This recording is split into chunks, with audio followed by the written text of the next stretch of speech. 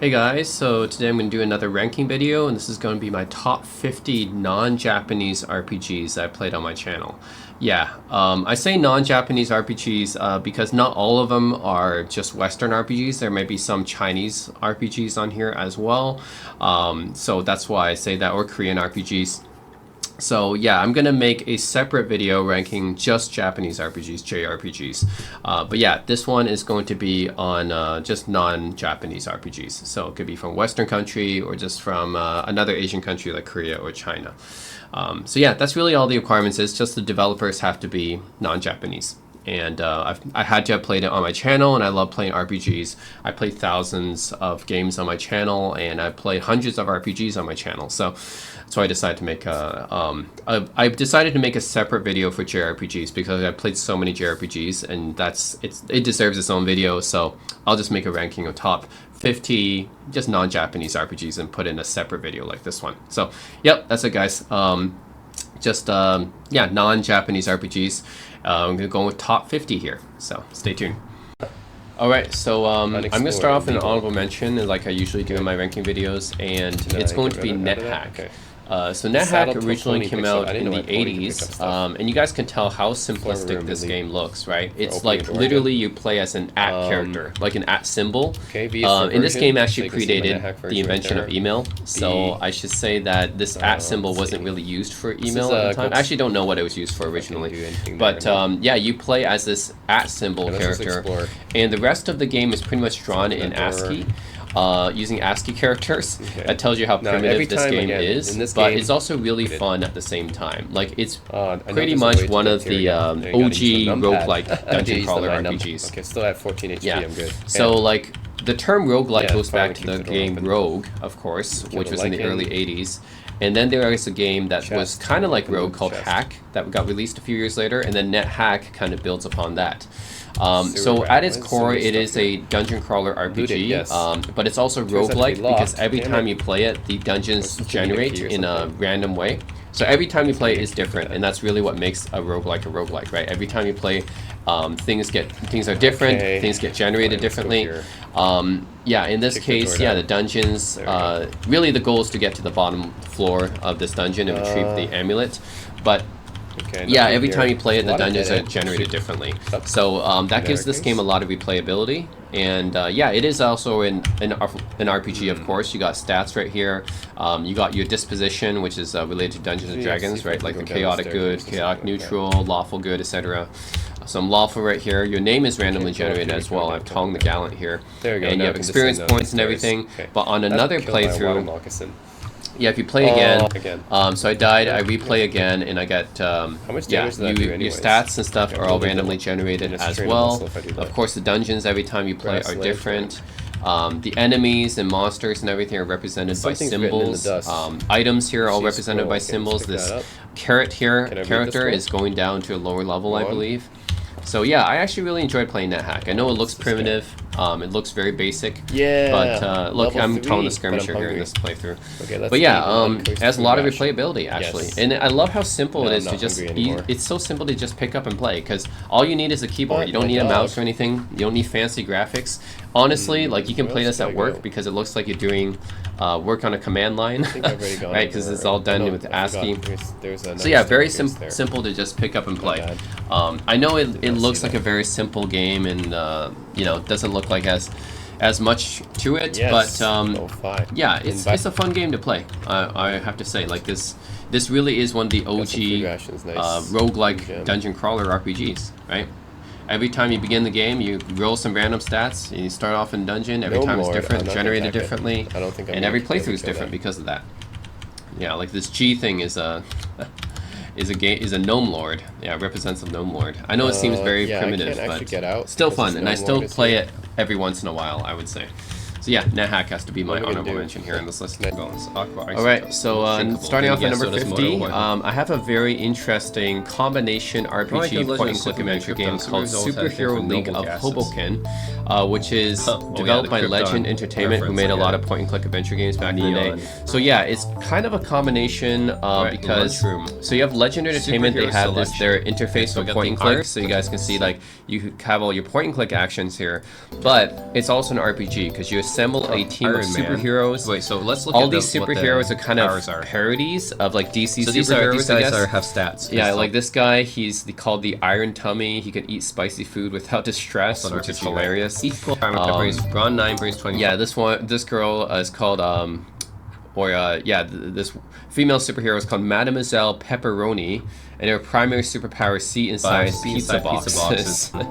Hilarious, Captain right? Excitement. Obviously, this guy is a parody of the Flash, Captain Excitement, but his primary superpowers puts animals to sleep. Like these are all like parodies of classic superheroes. So I really love the humor in this game. Iron Tummy. And yeah, so it's pretty interesting. Just the humor in this game, and also the enemy design is hilarious. Like this guy's a lawyer that looks like Donald Trump. I mean, basically that's what he looks like. And then, of course, you can do your usual RPG stuff, right? You can like buy like weapons and upgrade stuff. But yeah, just the humor in this game, the parodies, the crazy, nonsensical enemies. Look at this. Tupperware container frogs, slimes. Like that's pretty hilarious to me anyways. Two-headed babies. Yep. You got robotic Richard Nixon and this is a McDonald's monster. Yeah, so look at this. McDonald's mascot monster and robotic Richard Nixon. Yeah, that's right. Transistor Jowl. And then when he takes damage, he says, "I am not a crook. This is uncalled for." And then when he dies, he slouches away and he mutters, "You won't have Transistor Jowl to kick around anymore." It's hilarious. Oh my god, these monsters in this game are crazy. Yeah, I just love the enemy design is just insane. I've never seen any other RPG. And yeah, overall, just pretty fun game to play. I know it's like as an RPG game, it's like the gameplay itself is actually very simplistic. However, just the charm and the humor and the crazy enemy design. That's why I had to put it on this list. So yeah, Superhero League of Hoboken. Number 49, Scowled Against the Black Priori, which also came out last year, 2024. Definitely a different vibe than Bloomtown for sure, but another great indie RPG nonetheless.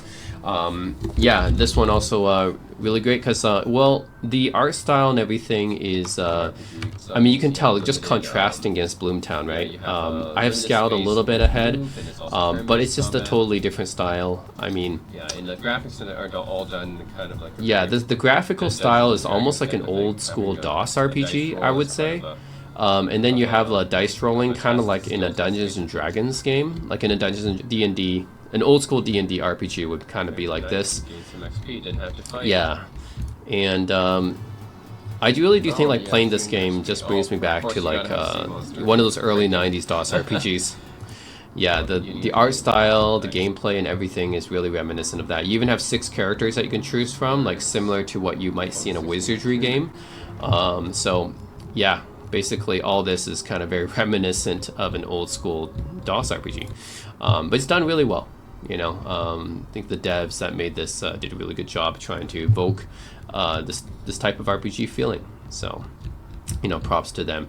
From the way that you move even as well. I noticed that even the sprites don't really have movement animations, so they move almost like pieces on a D&D board. That's pretty interesting as well. And yeah, I mean, also there is some creepy stuff here as well. So it's definitely a different vibe. I mean, Bloomtown was this really cozy, cutesy type of vibe, and this game is definitely more of a darker vibe, I would say.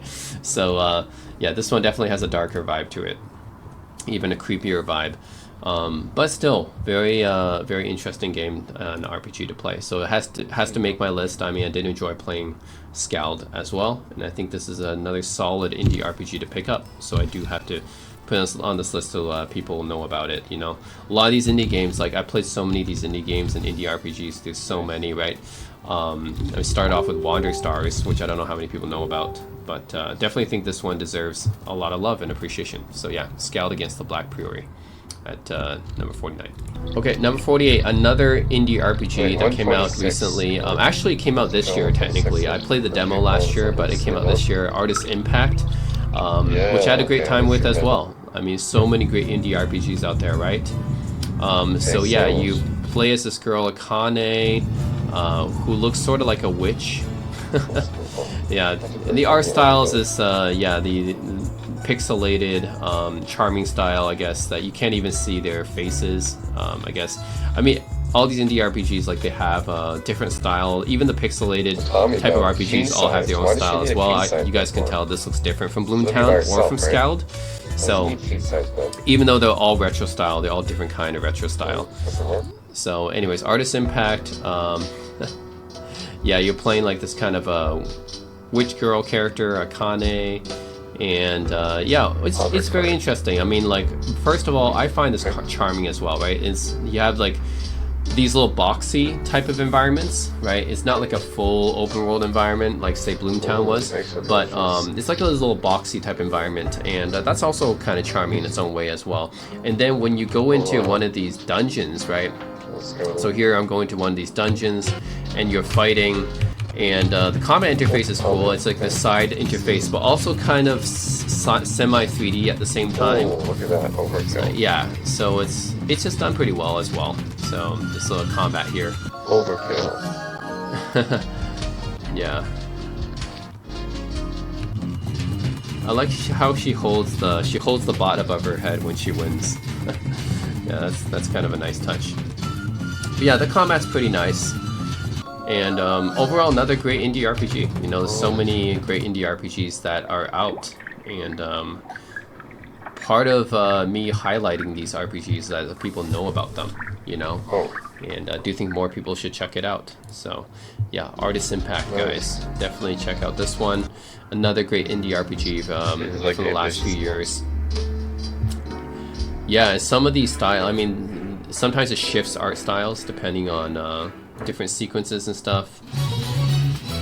Yeah, so I think that's why I like Artist Impact. Yeah, a lot of shifting styles in the art styles here, like the combat interface. Starbucks, basically. Just walking around, cute, charming environments and everything. Yeah, everything's actually pretty good. Well, it's all well done with this game, so Sweet. have to highlight it. Right. So 47 is Knuckle Sandwich. Yeah, this game is kind of weird.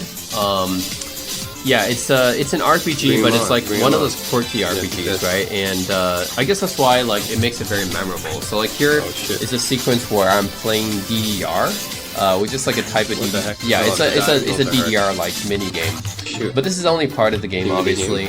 So it's hard to really describe it's Knuckle kind of like Sandwich. Space Invaders, I guess. It's almost like a collection of different mini games, but also in a but also it's an RPG, of course. And this is the combat, you know. Like look at this, right? To what you do in It's Undertale. weird. It's almost like So many different genres in this game. reminds me of like maybe Undertale in some aspects, or Earthbound in its quirkiness. Yeah, but it's really its own thing. It's just a really quirky, weird RPG. But hey, I like that. I like the weird, quirky stuff, you know. And I think Knuckle Sandwich does that well. So here's another battle. You do, yeah, you have to like line up the attack meters, hit the attack meter at the right time. Yeah, and then sometimes you play like these mini games. Yeah, so that's the combat interface. But also they have all these different sorts of mini games that you play as well. Okay. Yeah, so there's a lot of game within a game thing here. Look, here's another another mini game. What is this? Yeah, so I don't know how to describe God, Knuckle so Sandwich, hard to honestly. It's just really unique. It's almost like it's an RPG, right? You walk around, right, and you I didn't show up. fulfill missions, you know, and try to find out what's going on and stuff. So, but it's also like very avant-garde. Because weird stuff happens, you know, like here, like the art style completely changed now. Hardly energy. Art style just completely changed here. It's crazy. Yeah, basically it plays like an RPG, but also with a ton of different mini games, and the art style and everything will shift. The combat interface is different. Like here, the combat here is you got to grab the egg. You're playing a mini game here to do damage, or special damage. So it's and then here you play another mini game to deal damage. So definitely taking some inspiration from Deltarune as well, I would say. Like it's taking inspiration from other other indie RPGs, and yeah, really making its own thing. So if you guys are looking for like a unique RPG, I would say drinking something. What the heck? Yeah, if you're looking for just a really unique RPG experience, I highly recommend checking out Knuckle Sandwich. I don't know how to really describe it other than it's its own thing. It's an RPG where you walk around, but you also like play a bunch of mini games, and the combat is just weird. Everything about this game is just quirky and weird. But hey, worth highlighting. You know, it still makes my list because of how unique it is. Go check out Knuckle Sandwich if you're looking for a unique RPG, unique indie RPG experience. Alright, so let's continue with the indie RPGs. There's going to be a lot of indie RPGs in the first half of this list, I guess. So at number 46 is Shadows Over Loathing. Another really unique RPG, I'd say. It's a sequel to West Over Loathing, which is a very similar style, but I kind of like Shadows Over Loathing better. But yeah, basically you can see that the art style is pretty unique because it's a bunch of stick figures. So yeah, you play as a stick figure. Umbrella insurance. And yeah, it's weird and it's quirky. Protect your family. But you play as a stick figure and it's a side-scrolling perspective, 2D style, of course. And yeah, it's just its own thing. Of course, wow. This style is very unique.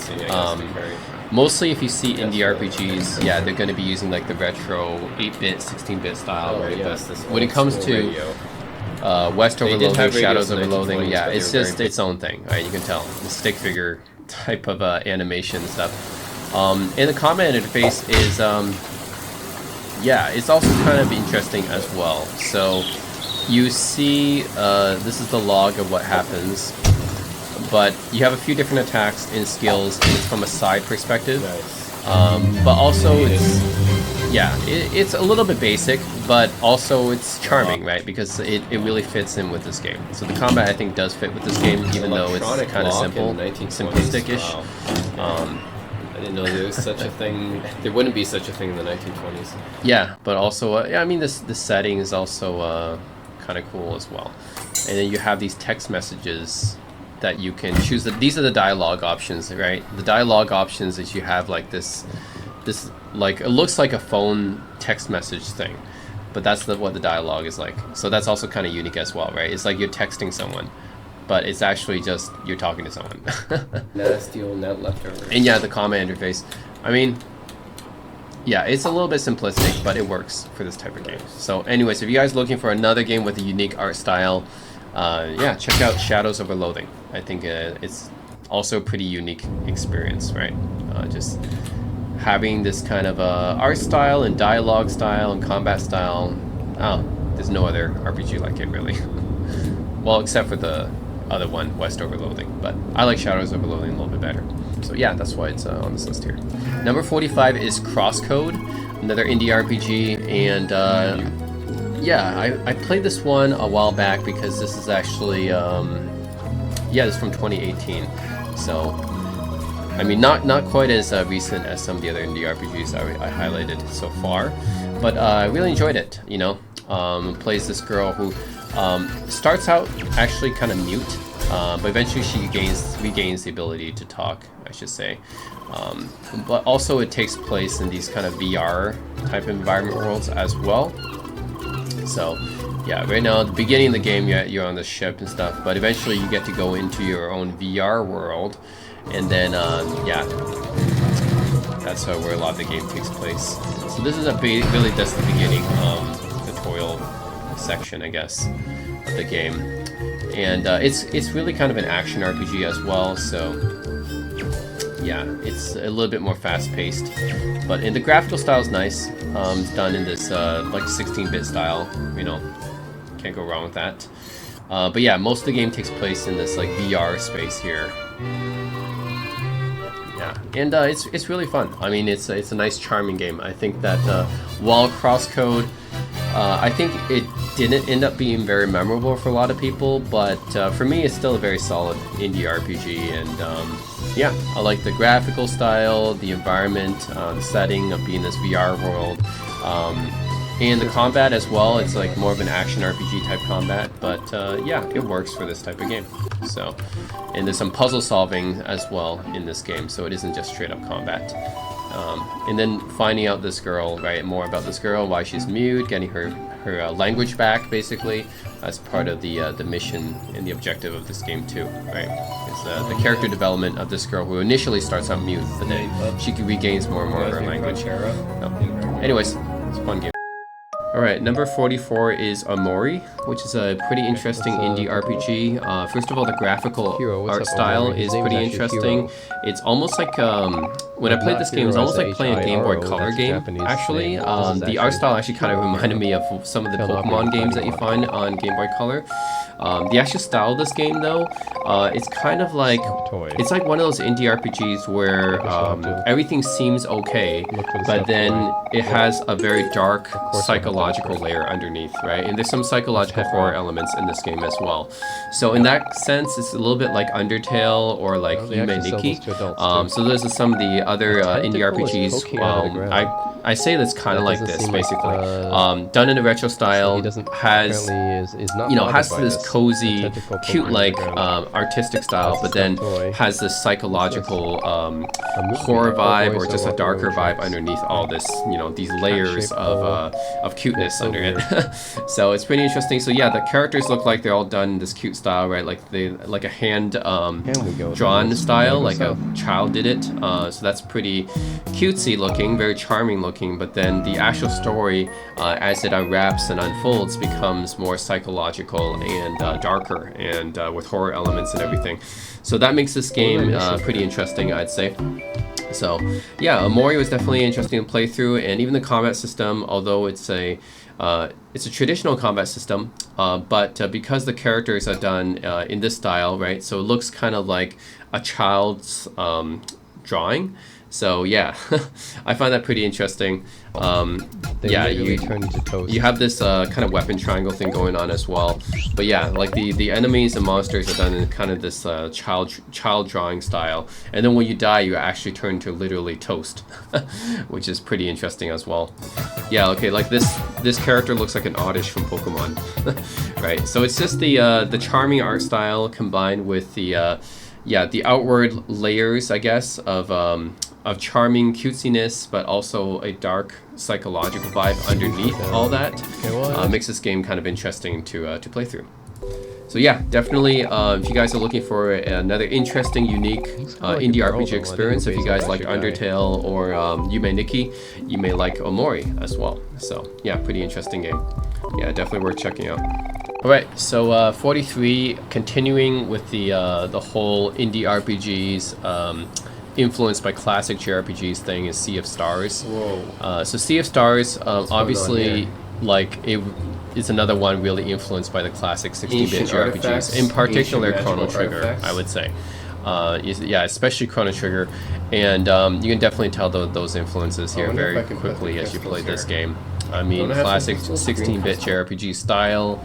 And yeah, I enjoy playing this. Of course, there's so many great JRPGs, and I mean great JRPGs and great indie RPGs with influences from classic JRPGs out there, and this is one of them. You know, I'm gonna say it was fun to play.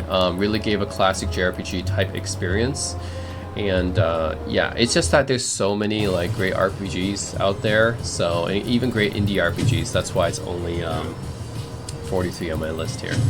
But yeah, another one that's like Quartet, very obviously influenced by the classics. And yeah, if you're looking for that classic JRPG experience in a modern day title, then really this is it. You know, beautiful art, 16-bit art here, and yeah, classic combat interface and story and everything. Yeah, I mean, actually, I think the story could be a bit stronger, to be honest. The story and the characters could be a bit stronger. But overall, gameplay-wise, yeah. I mean, I know they were going for that Chrono Trigger thing.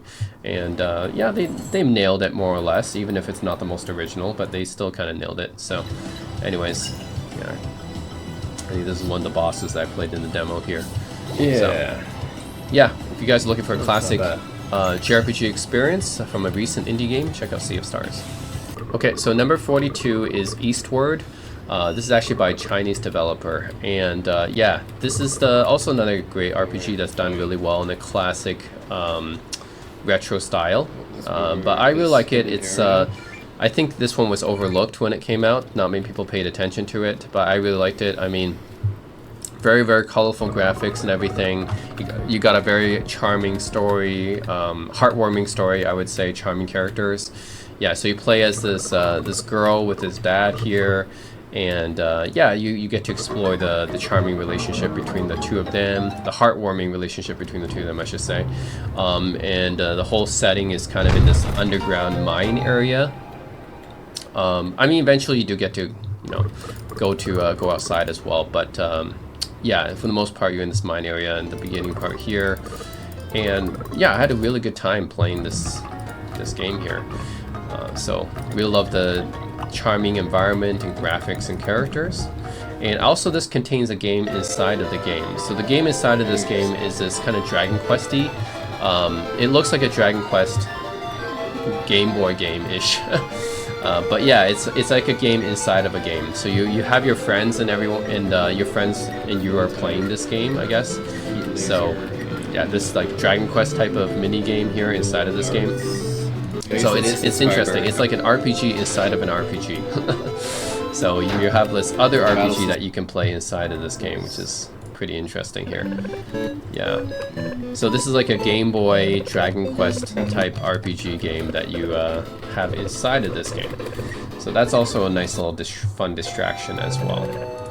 Overall, yeah, I think that more people should check out Eastward. I think it's a, yeah, not a very long playthrough, but hey, I think it was very charming and very fun. So anyways, I hope they come out with a sequel. I know I'm one of the only ones I know of in my gaming group that enjoys this game. But hey, I play a lot of indie RPGs, so anyways, this was one of my favorites. Okay, so 41, another indie RPG here, Look Outside, which is also on my all-time horror games video list as well. Kind of like an XCOM type so, of game. yeah, it's both a horror game and an RPG. It's a horror RPG, essentially. I can tell, like, the influence might be from games like Sweet Home, for example. Extremely Weapon You Find Earthbound Beginnings. Yeah, Earthbound Beginnings, I think I referenced this game, right? Earthbound Beginnings definitely has more of a horror vibe to it. Bonus XP if you're danger. Oh, that's interesting. Yeah, so you play as this guy who, by the way, it's called Look Outside. Wow, I leveled up just from going outside. You're not supposed to look outside the window, otherwise you die immediately. But yeah, this game is it is terrifying in many ways because the monsters and everything, and you know, you do not look outside the window. But the design of the monsters so and everything. Weird. He's got like he's got like creatures or something hidden inside. Yeah, even this guy who's taking your picture is looking really creepy. So you meet a lot of creepy monsters and characters in this game. That's part of what makes it very frightening. And also you spend most of this game inside this little mansion right here. Yeah. But this is a relatively recent game, right? It came out this year actually. But I had a really fun time playing it, and I think it was yeah, it's just really well designed. I mean, pixelated art style is very classic, but also having the design of these monsters and everything is really, yeah, it's done really well. I mean, they're genuinely creepy. I mean, look at this thing, right? That was a thing that's like full of like eyeballs and stuff. Like, geez, really nice art design. Need to get cola. Really done really well. Look at this thing. What is that, right? So I find like the monster design in this game is, man, it's really out there. This guy with no face. Jasper. I think there's a giant eyeball in this section. Yeah. Some creepy stuff is happening, basically. Yeah, creepy stuff is happening. Look at this. Useful then. Look at this thing, right? So, all sorts of crazy stuff, crazy monsters and stuff that you encounter in this game. So, it was on my all-time horror games list, and also it's also on my all-time non-Japanese RPG list. Oh my god, it killed me in one hit. Yeah, crazy. Holy shit, 73 damage one hit. Alright, number 40, I have Jade Empire Special Edition by BioWare. This is really, I would say, in BioWare's golden age was really in the 2000s. They made so many great games in the 2000s. And yeah, Jade Empire kind of took the same engine they were using for Star Wars Knights of the Old Republic at the time. And really, instead of Star Wars, it becomes Ancient China. and you have this game set in ancient China with Chinese folklore, mythology, and stuff. So I really do love that setting. I always love, yeah, when the setting is in ancient parts of Asia, especially Japan and China. I do think that China especially deserves to have more games kind of explore the ancient history, because there is so much ancient history in China, right? It just makes sense. So yeah, I really do like the change of environment here. I know that Jade Empire, I think, is sort of overlooked sometimes. I know people, when they think of BioWare, they think of, oh, Star Wars Knights of the Old Republic or Dragon Age, right? That's what they think about. Or Mass Effect, of course. But I think Jade Empire deserves a bit more love and appreciation. Yeah. I wish there was a sequel for this game. I think there's still, to this day, there's no sequel, because honestly, it just doesn't get as much love as Dragon Age with Mass Effect does. Kind of sad, because I think Jade Empire does deserve more love and respect. Yeah, it's, what can I say? Even though like the gameplay, essentially they just took what they had from Knights of the Old Republic, but just shifted it to the ancient Chinese setting. But you know, still done really well. You know, dialogue, combat is more, of course, kung fu martial arts focused. No lightsabers, obviously, but more kung fu martial arts focused. But hey, that's fine. You know, change the setting. You keep the same engine. I thought Knights of the Old Republic, which is going to be higher up on this list, is yeah, that's a great engine to build off of. So. Anyways, I enjoy Jade Empire a lot. I think that it's gets overlooked sometimes as one of the great BioWare games. And I think BioWare was really on a roll in the 2000s. They were making lots of great RPGs, and yeah, I think Jade Empire is definitely one of them. So I definitely think more people should check it out. If you guys haven't, I really wish there was a sequel to this game. Yeah, I love the ancient Chinese setting, and of course, all the variety of people, characters you can talk to, and the martial arts and kung fu moves and stuff. Yeah, overall great game. I think more people should check it out. Alright, so number 39 is Seal of Evil, which is a sequel to another game called Prince of Qin. And both of these games are relatively like overlooked and forgotten, I would say. They're isometric RPGs released in the early 2000s that are based in ancient China. So it's really cool actually, because ancient China as a setting, that's cool to begin with, but to have like an isometric RPG, like kind of the style like Baldur's Gate, but in the ancient China setting is pretty cool, right? Yeah, honestly, I think this game and Prince of Qin both deserve more love from players. Like, yeah, I think you might still be able to get them today, but yeah, definitely like they were not really well known, and yeah, pretty underrated in my opinion. But yeah, imagine like Baldur's Gate, a game like that, but set in ancient China, basically. So, pretty cool. I always love a game set in ancient China, but especially if you have like yeah, like an old school, early 2000s isometric perspective RPG like this.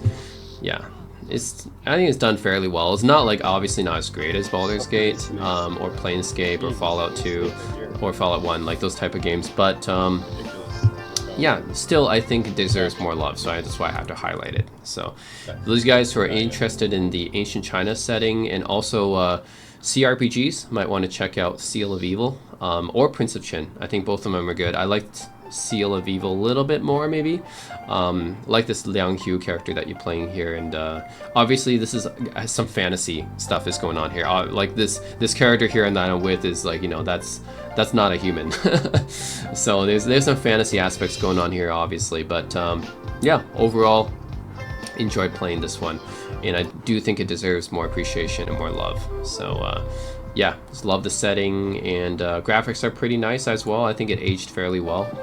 So yeah, and general characters as well, I think are well, being able to play as a female protagonist is actually not too common even in those days. So anyways, yeah, I think everyone should check this one out if you're interested in that setting, Seal of Evil. Okay, so 38, I'm going with Dungeon Master 2. A lot of characters to choose from. So the original Dungeon Master... Let you create a character, I don't think, but it's cool that you the original Dungeon Master was kind of... Whoa, he looks really It was powerful. really like the prototype of all these dungeon crawler RPG games that came afterwards. Like Your Might and Magic. Restart this again. Wizardry technically came before, And, but choose, you could let's say see. a lot of these dungeon crawler RPGs from the first person perspective, Dungeon Master was really kind of a predecessor of those, and Dungeon Master 2, which isn't quite as well known as the first one, I actually like this one better. First, this is the character selection screen, Here we go. where you So go I've got around rapier, short sword, and selecting club. your Right, character ready. from these cryo chambers or cryo sleep Okay, I'm not chambers, sure I where to guess. put this. So that's pretty interesting. And then so you choose your different characters, right? And yeah, and once you go outside, Let's it's go here. essentially your classic This is a Dungeon Master dungeon, type of interface, but expanded, right? And the Sure, graphics this look guy better, better animations, yeah, gameplay and everything is not as This guy. quite as tedious. It's still you still got to collect these arrows, right? But not quite as tedious as in the first one. Warm round. Yeah. But overall, I enjoy playing Dungeon Master 2 more than the first one, and I think this one deserves a bit more love and appreciation. I mean, not a lot of people talk about the second Dungeon Master game. I know everyone There's who are monsters here, into like, old school RPGs probably have armor, I heard of guess? the first Dungeon Master, but Mail maybe helmet, not the second helmet, one. vest, So I think the green second one helmet. deserves a bit more love. Offering some armor for sale. Look, Yeah, and here's what some of the creatures might look like here, like this. giant. Yeah, It's a and giant block I'm or trying to like attack with every character here. I have 4 people in my party here, which you don't actually see the portraits there, but you kind of see they're like little sprites there actually. But yeah. Time to punch. Oh yeah, another game I didn't quite make this list was Lands of Lore. Yeah, didn't quite make this list. I want to point out Lands of Lore because I do like, Oh my like God. that game as well. That's a Westwood God, I game. got skeleton Didn't quite bones make the now. list, but Dungeon Master 2, I My think. dead party members here. It's a great game. Also Ravenloft as well. Bane Didn't bones quite make and it. hormones. I think you can actually revive them. But yeah, Dungeon Proper Master 2, I think it place, deserves maybe? more. From Alright, time. so for 37, I'm gonna say Wizardry 7, Crusaders of the Dark Which is gonna Savant. be- what's a My mook? personal pick for a Wizardry like game a- for this list, and I have to pick a It sounds Wizardry like game a for this list derogatory term. because it's one of the grandfathers of the Lizard man, RPG but it's gonna genre. be Like, female lizard man. So it's a if lizard you're woman. talking about influences, Okay, Ultima psionic, and Wizardry Valkyrie, really interesting. set the standard Psionic? for RPGs, especially on the PC. But that. they also influenced Japanese developers as well. They really influenced like Final Fantasy and even Dragon choose a male Quest. for my So you can female. say that Ultima and Wizardry really are the grandfathers of the entire RPG genre. And so, yeah, Ultima influenced the RPG genre in other What does ways, this but mean, this Wizardry, dice I would thing? say, is especially influential for the just gonna- dungeon craller genre. So, yeah, basically, when you play games like Dark Dungeon Sabbath Master, and Might and Wizardry is Magic, just like- or Eye of the Beholder, or Ravenloft, Lands of Lore, And like as Realms you of get to Arcania, also all these gameplay. first-person This is dungeon crawler Same type era as RPG Ultima games Underworld, go back to Wolfenstein Wizardry. 3D before Doom, So, right? And this is yeah, what the Wizardry is mechanics one of the that we had to work granddaddies. with. And I So, played a lot of these 7's RPG personally games my back favorite, then. although I'd like That's 6. I kinda played like 6 first and 8 as person, well but on my it's very, channel, very which are good raw. as well. But yeah, 7 is a classic for me. Text Played this there. one first, actually. Okay, so this we can rest. And you create your own party of 6 characters, of course. Lots of different classes to choose from. Most of You these can, RPG like, randomly games you roll their rest every stats game and stuff. because I don't want It's your classic Western RPG experience of the Then time. we can search Yeah, like nothing. first person, but nothing. Mouse. it's kind of It's a dated cursor in a there, sense that and you have to click on use someone these to talk to, I'm controls guessing. to, like, you got to manually click in order to move somewhere. You got to click to turn. You got to click to go forward, go backward. I know that Black part didn't age well, spell. but in some ways let's this see what game we can still is very cast. playable We'll today make because one. the graphics and everything. Cast. It's not like it's early 3D. I think the sprite work here is pretty good as well. So, anyways, yeah. Man, is she I think showing a lot of Wizardry cleavage 7 on pretty much holds up with Man. any of his contemporaries it actually that like? were trying to Like, really have a like similar kind of spell. play style. So, I think she's I mean, a look at these healer, so monsters she can't here, really- slimes, 7 damage. birds, insects, all these classic monsters in a Western RPG dungeon crawler types. Yeah, I had a good time playing it. Definitely, I think Wizardry belongs somewhere on this list. I wouldn't put it too high just because I think there are better first-person dungeon crawler RPG games, but Freaking bug. it's still got to go somewhere, you know, just because of how influential it was. So, anyways, Wizardry 7 is my personal favorite, and yeah, that's why it belongs on this list. Pretty, All right, so right after pretty Wizardry early 7, number 3D. 36 is It's Eye of not the only one of Beholder the first 2. Dungeons and Dragons games, My but personal the favorite out of the first 3 Eye of the 3D Beholder RPG games. well. Yeah, Not it's my many were personal RPGs, pick out of the maybe trilogy. the first Wizardry, Eye of the like Beholder that. is they're a great series of first-person dungeon crawler RPGs as well. Of course, if you guys just saw Wizardry, right, you have a very similar type of interface here. You got click to move. You got 4 people here instead of a party of 6. Standing there. But still, I liked enjoying playing Eye of the Beholder 2 just a bit more than Wizardry 7. But they're both pretty much similar in terms of gameplay, right? Just I think Eye of the Beholder, yeah, enjoyed it just a little bit more. They were competing against each other, right? Of course. So yeah, they're both like first-person dungeon crawler RPG type games. But yeah, enjoyed playing through Eye of the Beholder here as well. This is just like, and yeah, in this one, I believe I went to some castle dungeon right here, and yeah, seen some guys here. Do you have Fireball? So you keep in mind this was 91, right? And the year after Wizardry 7 came out. So Wizardry 7 does have better graphics, but this does have better graphics than Wizardry 6, which came out the year before. So, you know, graphics really improved like at an exponential pace in the 90s. So you can even tell 90 versus 91 versus 92, 93. The graphics just get exponentially better every year. But yeah, it still holds up today, I would say. I do like the sprite work in Eye of the Beholder as well. So, anyways, my personal favorite out of the 3 Eye of the Beholder games, out of the trilogy, I would pick Eye of the Beholder 2. So always yeah, classic to play this. And of course, it's D&D. So you have actual D&D rules in this game. Wizardry wasn't actually based on D&D, but it was inspired by D&D. But this is an actual D&D property. So yeah, you have actual D&D rules here in Eye of the Beholder, which is fun. All right, let's keep going with the first-person dungeon crawler RPG games. Here we have Lands of Lore, the first one. Yeah, so number 35. Yeah, I personally still like the first one the best. I know there's a trilogy of Lands of Lore games. They were developed by Westwood. But yeah, I think I still like the first one the best, actually. And for 1993, you can tell the graphics have improved exponentially again from Wizardry 7. Now you have guys that almost seem like they could be full motion video, almost. I know they're still like 2D and everything, but they're animated like much more smoothly, right, compared to Wizardry 7 or Eye of the Beholder. So yeah, you can see your main character, his portrait even moves here. So yeah, like look at this, right? This almost could be full motion video. Like that's the animation is done really smoothly in Lands of Lore. So it really impressed me when I played this game. I mean, this is 1993, right? Like, geez, coming from Eye of the Beholder and Wizardry, like this, the movement is so much smoother in Lands of Lore. Graphics and everything, animation is so much smoother. Yeah, you can definitely tell. Technically, it's a step up from Wizardry or Eye of the Beholder. Even though the gameplay is pretty similar, right? You still, yeah, you still gotta click in order to move around.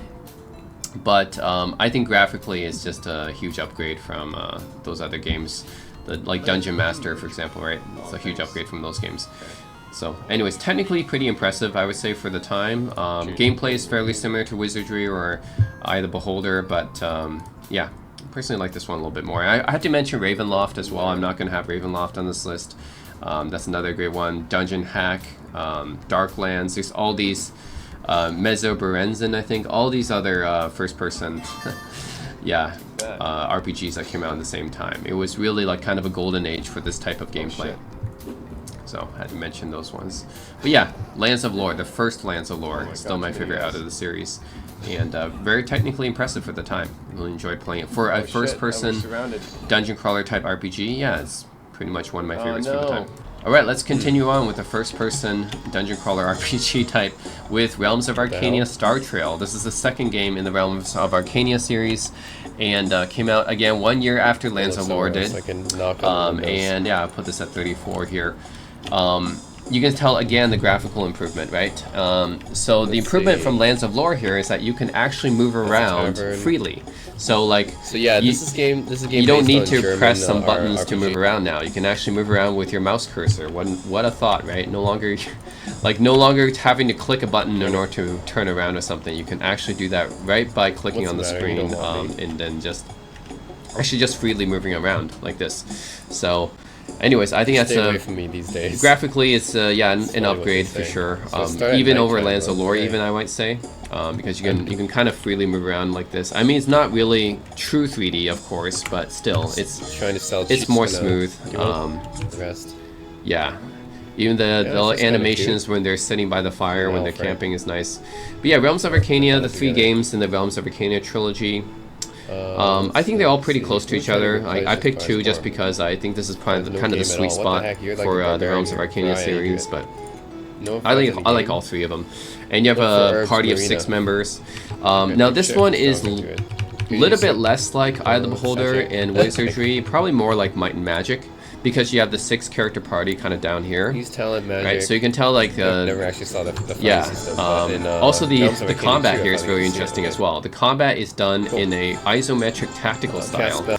So yeah, the combat's pretty interesting. It's not done from the first-person style like it is in other first-person RPG games of the time. No, it's done in a tactical isometric style, which is pretty cool. That's definitely a little bit different. But yeah, just having the 6 party members down here, and then the sit at the bar. the movement and the environment. This is more inspired by Might and Magic, I can tell. So yeah, less so by Eye of the Beholder or Wizardry, more so Might and Magic, I would say, is what Realms of Arcadia is inspired by. But hey, like still it if you talk too much. really nice. And Might and Magic will be you further can ahead beat in it. this list, right? They made a lot of games in that series. Let's go sit. But yeah, Realms of Arcadia, let's classic. talk to them. I still can go I'm back not to play interested in this one. talking I to think you. it aged pretty well. Okay. So I know there's a remake Alright, out. time to It's work just the not as talents. good as the original. I still prefer the original Realms of Arcadia It's hard to games. believe, but the cheating works. Yeah. Alright, so at number 33 we have Ultima Underworld 2. I have to have an Ultima game on this list as well because Ultima is such an influential RPG franchise. And yeah, I'll put Underworld 2 on here. I know it's not quite as and Dale piece of meat in a cabinet. is not quite as influential or great as the original Ultima Underworld. So the original Ultima Underworld came What the out heck? in '92, Okay. Did which this was cabin just turn into a dungeon? the same year as Wolfenstein 3D, and Okay, really I thought- kind of set the I thought standard there was for gonna be a dungeons, but the there 3D. For like the 3D RPG type of games, Box is I think empty. Ultima Underworld was hugely influential. crossbow here. I mean, Take Looking that. Glass Studios made a lot of influential games at that time, right? So Ultima Underworld followed by System Shock 1. These two were very, very influential in the first-person RPG space. Influenced Deus Ex and later games like that. But yeah, Ultima Underworld 2, I think it's an improvement upon the original Ultima Underworld, even if it's not quite as influential. I mean, even id Software was influenced by Ultima Underworld, right? Like, that was such an influential game. Because you can freely move around. Like I said, when you look at these other games of the time, you look at Eye of the Beholder, and you look at Lands of Lore, Wizardry, these games, yeah, Dungeon Master, you can see them from a 3D perspective. But it's not true 3D, right? You still got to click a button on the screen to move around and everything. Even Realms of Arcadia is kind of like that. But Ultima Underworld and then later on Elder Scrolls Arena kind of took this kind of interface as well. Even though you can't have a party of people like you can in those other games like Might and Magic and stuff, but you can freely move around in 3D, and that's a really big thing. And then the environment is entirely rendered in 3D, as you can see. So it really is one of the true predecessors of like modern 3D games. Is you have Wolfenstein 3D and Ultima Underworld. So, anyways, very influential game in the genre, I would say. So yeah, 2 is yeah, I would say just a little bit of an improvement on 1. Not quite as influential as 1, but still, I like 2 a little bit better. You're in this castle right at the beginning of the game. So, really, I think you can see the influence on Elder Scrolls, right? Especially Elder Scrolls. So that's probably the most like direct example. System Shock influenced Deus Ex, and then Ultima Underworld very clearly influenced the Elder Scrolls games. If you look at Arena and Daggerfall, like obviously the interface and gameplay and everything really came from Ultima Underworld. So, anyways, had to mention Ultima Underworld. Elder Scrolls, if I only I'm only picking one game per franchise, it'll be higher up on this list. Of course, Elder Scrolls have a lot more greater games. But yeah, just for how like this is 1993, right? Compared with Lands of Lore, even like I just talked about Lands of Lore, how it was visually kind of impressive for the time, but this is like full on 3D for the time. So you gotta understand, right, how impressive Ultima Underworld 1 and 2 was for the time. So, anyways, for the influence and impact on RPG gaming, I had to put the original Ultima series. As well, of course, which I didn't put the original Ultima series on this list because this is going to be my pick for an Ultima game. But Ultima Underworld is very, very influential as well. So, yeah, if I were to pick one like or OG Ultima game, I'd probably go with 7. I think Ultima 7 is incredibly influential. But I personally preferred the Ultima Underworld series to the OG Ultima games. So yeah, that's why it's on this list here at number 33. All right, so number 32, I have Dragon Age Origins. This is the original Dragon Age game that came out in 2009. Yeah, I know Dragon Age has a lot of fans, and I personally am not like a huge Dragon Age fan, but I do have to admit like just how easy this game series is to get into for someone who's into Western fantasy RPGs will be really into this. I understand like as it's a classic, it's an all-time classic in the RPG genre, right? it's kind of like how Witcher 3 is perceived as now. It's just considered one of the greatest, and Baldur's Gate, you know, all the Baldur's Gate games as well. Yeah, it's just considered one of the great, classic, iconic Western fantasy RPGs. Elden Ring. So, And BioWare, probably next to Mass Effect 2. essentially it plays And like Baldur's Gate. yeah, maybe next to Mass Effect 2, Dragon Age Origins might be the most which is a highly classic acclaimed Western BioWare game. shooter-based I want to say Baldur's Gate, KOTOR is up there as Neverwinter well. Nights. But yeah, just on the backs of these three games, Knights of the Old Republic, Dragon Age Origins, and Mass Effect 2, you can say BioWare is one of the greatest Western RPG developers just based on these three alone. But yeah, Dragon Age Origins was fun to play for me. I know Inquisition was good too, and Inquisition honestly came pretty close, but I think I still prefer the original. Not going to comment on Dragon Age 2 or Veilguard, because I don't think those are considered quite as good as Origins or Inquisition. But yeah, I personally preferred Origins still my favorite Dragon Age game. So what can I say? I mean, if you're a Western RPG fan, then you probably know about this game at least, and probably have played it. I mean, it's just a classic of the genre, right? Very easy to get into the combat and everything. Yeah, you just... I just like how it's deep, and at the same time, like, for beginners, it's not too daunting either. Like, sometimes I might think games like Baldur's Gate is not so easy for beginners to get into, maybe the D&D rules and everything, but with a game like Dragon Age, I think as a beginner you can just almost just pick up and play and kind of know everything, even though it is kind of a deep game. Of course, you got, you know, the classic, you gotta learn all these skills, and you have all this equipment, and you have all the different classes and stuff. Like, yeah, sure, just like other RPGs, you gotta learn still all those things, but it's still easy, I think, for beginners to get into it compared to, say, like a D&D game like Baldur's Gate. So anyways, yeah, I think it's just very accessible, I would say. And obviously, if you're a fan of other BioWare games like Mass Effect and yeah, or Knights of the Old Republic, or even Jade Empire, then it's easy to pick up and play Dragon Age. So anyways, one of the all-time greats I have to put on this list, Dragon Age Origins. Even though it's not my favorite BioWare game, that will be coming up later, right? Will be well, it will be a sci-fi related one, let's just say. I'm not so much into Western fantasy as I am into sci-fi, but still have to appreciate Dragon Age Origins for what it is, an all-time great Western RPG. Number 31 is Wandering Sword. So this game is it's an RPG that's set in ancient China, and it's done in a wuxia style, which means that essentially you have some ancient Chinese martial arts and Chinese folk tales and everything related to that. If you guys have read Jin Yong, the famous Chinese novelist Jin Yong, then there's some of that in here as well. And I think it's just done really well. So I think this is by a Chinese indie dev. And the art style is beautiful. It's really done in the style of Live Alive Remake, which is an art style I really like. Or Octopath Traveler, for those of you guys. That's probably a more well-known game that uses this art style. I think a Live Alive Remake, because the combat system is kind of this tactical combat system as well, which some of the characters in Live Alive uses.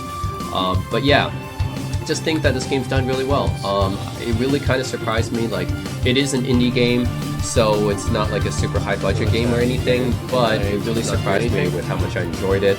I do like the ancient Chinese setting. The graphics are beautiful, right? It's done in this HD 2D setting that it's very similar to what Square Enix uses for their engine, right? For Octopath and for Live Alive Remake, and Project Triangle Strategy and some of their other games. Like, it's just the high definition pixelated sprites on a 3D background is just done really well.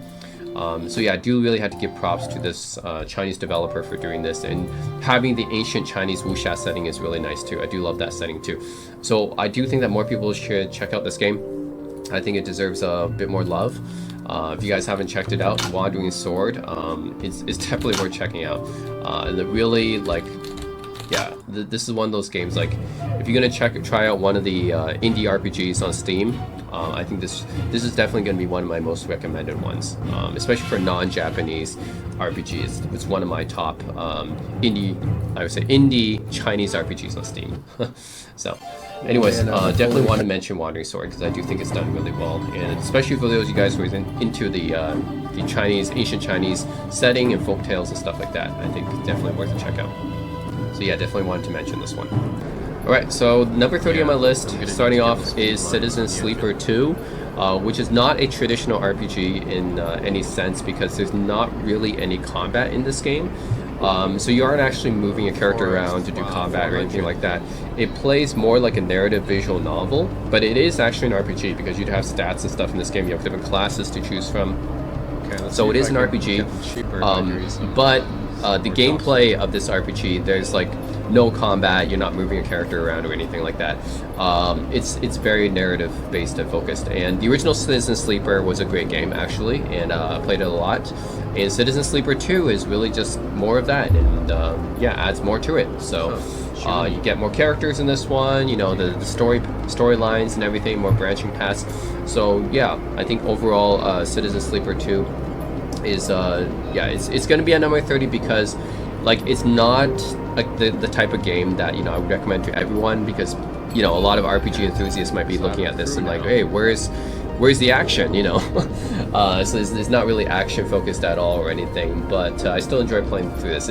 Yeah, so it is more like a visual novel, but it does have RPG aspects because you still have to choose a class, and the class does have their own stats and everything. The stats determine the probability of success in a lot of the actions in this game. That's really what you do, is you take different actions, and your probability of success and what kind of actions you're allowed to do depends on, you know, what class you're choosing, your stats and everything. You take on different missions and stuff like that.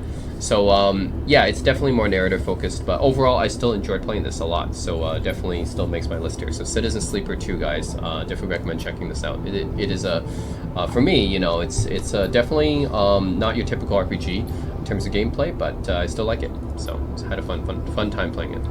Alright, so going from that to a very action-focused RPG, going to Stellar Blade for number 29. And this is a very beautiful looking game. It's by a Korean developer. And I think this might have been their first game. I'm not sure if it is their first, but it's definitely, yeah, it's definitely from a Korean developer. I would say that really brought them out into the spotlight when they made this game, because it is a beautiful looking game.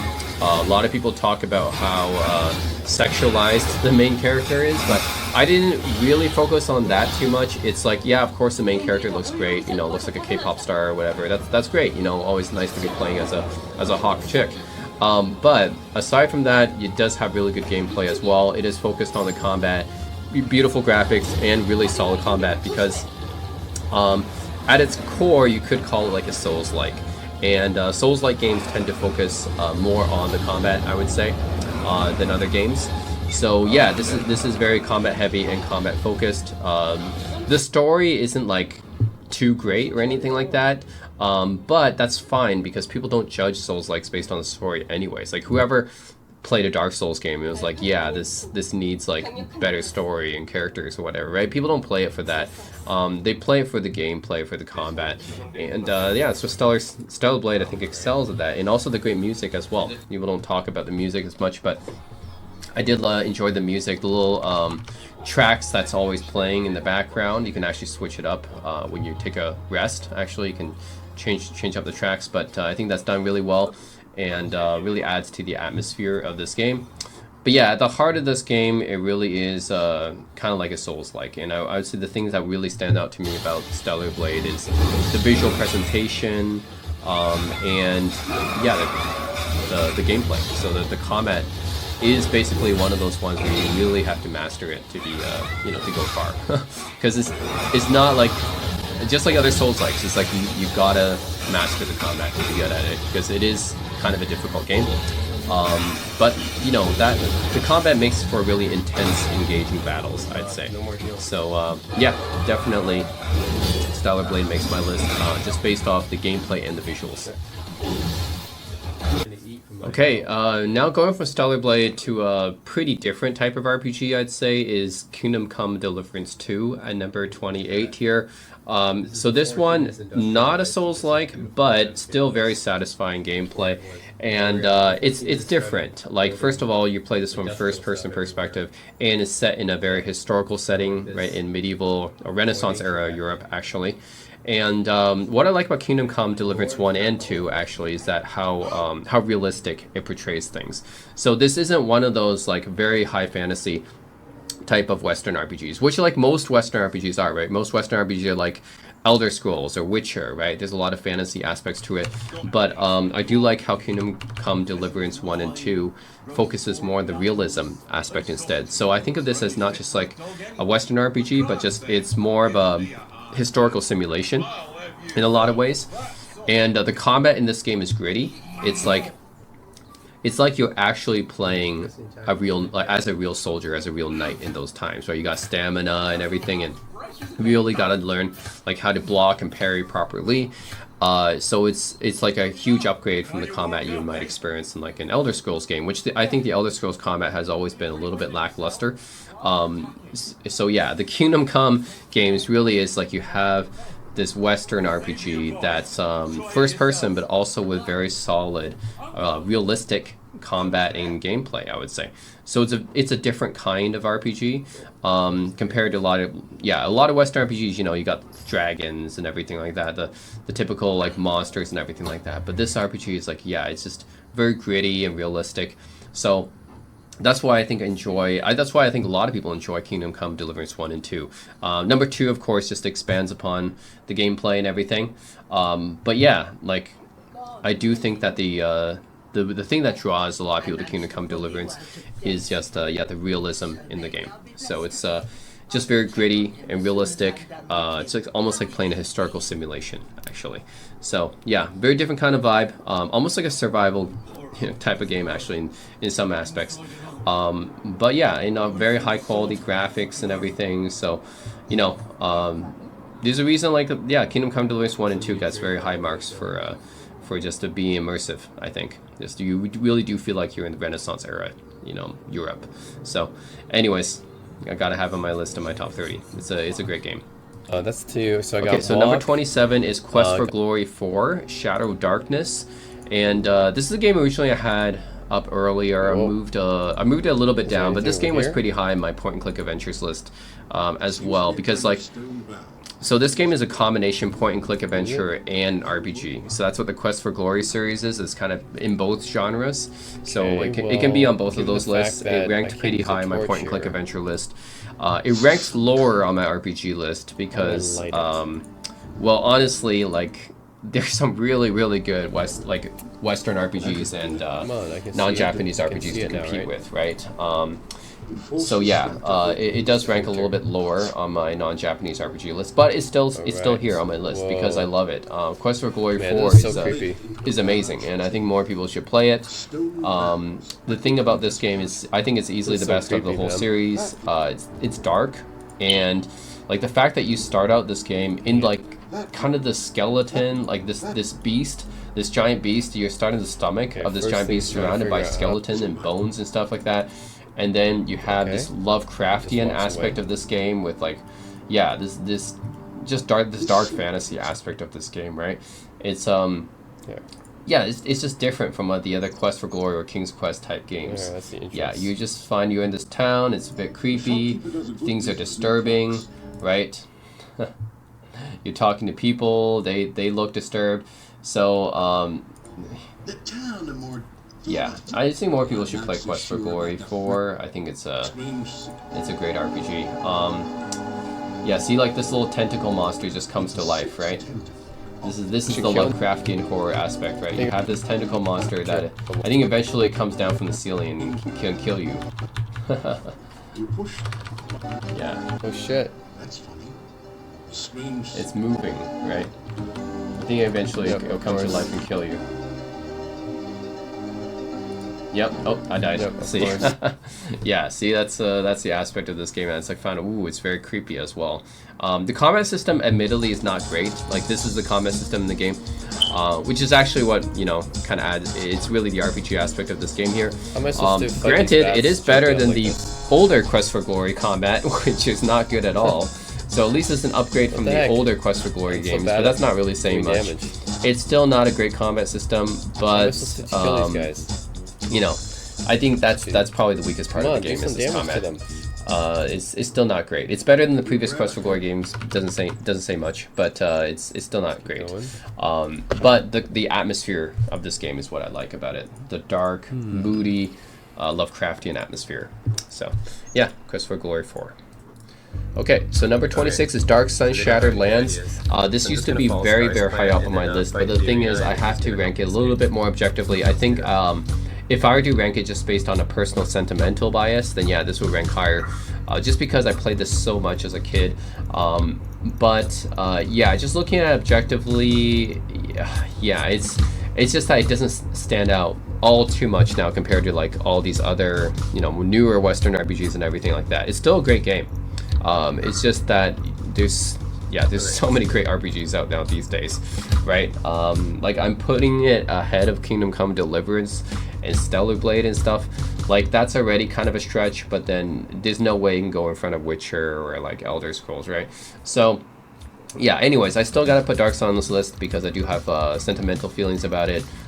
This is a game I played a lot as a kid. I loved playing this game. It's the Dungeons and Dragons game, and I would say this is unique because so Strategic Simulations made this game, and they published like pretty much all the D&D games from the late 80s to the mid 90s. And Dark Sun and Wake of the Ravager, both the Shatterlands and Wake of the Ravager, which I like Shatterlands still a little bit better, but both of these games the Dark Sun games are kind of unique, I would say, in terms of gameplay, because Strategic Simulations mostly are known for their gold box and silver box games, which is a totally different interface, which is very, like, if you play it now, it's definitely old looking, it's very aged looking. And Ravenloft as well, and those type of games. But I think out of all the Strategic Simulations D&D RPGs, I still think Dark Sun aged the best. I mean, I could still go back to this game and play it, and it's still great to play. You just play as this party of characters. You have the, I forget which edition you use, second or third, but I used some D&D edition that was pretty early. But more than that, it does have the D&D aspects to this game where you create a character and everything. But it's the different people that you meet, the characters you meet, the storyline. I just find it's all done really, really well. It really intrigued me. There's all these side quests and everything. I finished all this as a kid, and you know, really loved it. The monster design and everything. Like, look at these, like these four-armed like creatures called Exorns, I think, and these Mysterials, which are giant scorpions and stuff. Just the fantastic creatures in this game. Classic turn-based combat system, the different areas you can go to, like there's this little side quest where you have to reunite some ghouls in the underground area. You use obelisks to teleport to different areas. I think this is when I went to the spider cave and I had to like talk or kill the spider queen, right? There's all these fantastic storylines in this game and creatures and stuff like that. And yeah, just for the overall gameplay, atmosphere, vibe, Dark Sun, yeah. Always is going to have a special place in my heart. Play this a lot when I was a kid. So at number 25 is South Park: The Fractured But Whole. This is, well, first of all, the name is a play on words. I know, but it's actually the sequel to South Park: Stick of Truth. And some people consider this to be probably some of the best South Park video games ever released. Had the direct involvement of the South Park creators. And I think Obsidian did such a great job creating this game, and Obsidian is definitely one of my favorite RPG studios. I mean, they made so many great games that I loved. A lot of them are going to be on this list, actually. But yeah, they did a great job taking the South Park IP and making it into something great. They made great RPGs out of it. I personally prefer this to Stick of Truth, just because I don't like the fantasy setting as much. So if you guys notice, like some of the fantasy RPGs on this list are going to be lower than you might expect. That's because I personally prefer like a sci-fi type of RPG, which is like a non-fantasy RPG. I just find fantasy RPGs kind of like overdone almost. Like that's almost the default setting for most RPGs, is the fantasy setting. So I feel like that's like a little bit overdone. But yeah, South Park: Fractured But Whole. This game is funny. I mean, it's comedic. It's got the South Park characters, very classic, and yeah, so it's got the humor, the comedy.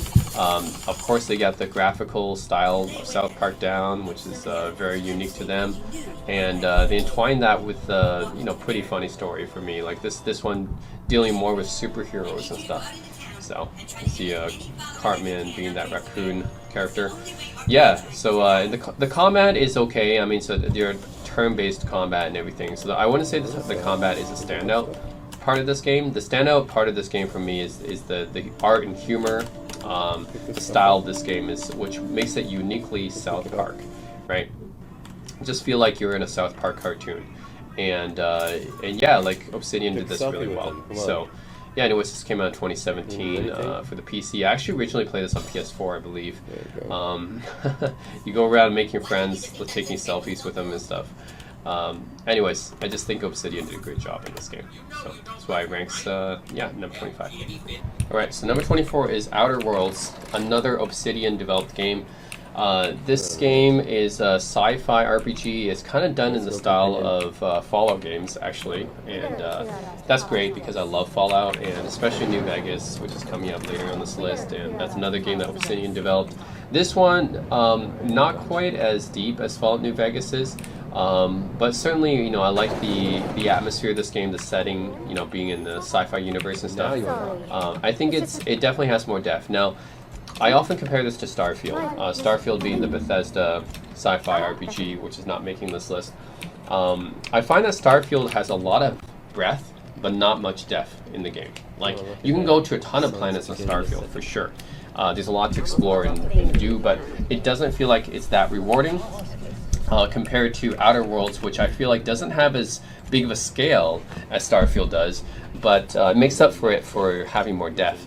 I just feel like the characters and the things that you do in Outer Worlds, it just feels more polished and feels like you can.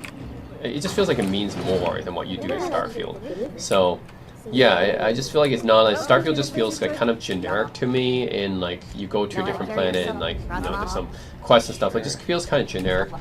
But Outer Worlds just feels like, oh, this was actually, they had a plan, like the quests and the people you meet here, they have like deeper ties and everything, and it just feels more consequential to me. So anyways, I personally enjoyed Outer Worlds more than Starfield, which is why Outer Worlds actually made this list. But yeah, I love this game. It's basically done in the style of Fallout. Well, the later Fallout games, that is, New Vegas especially.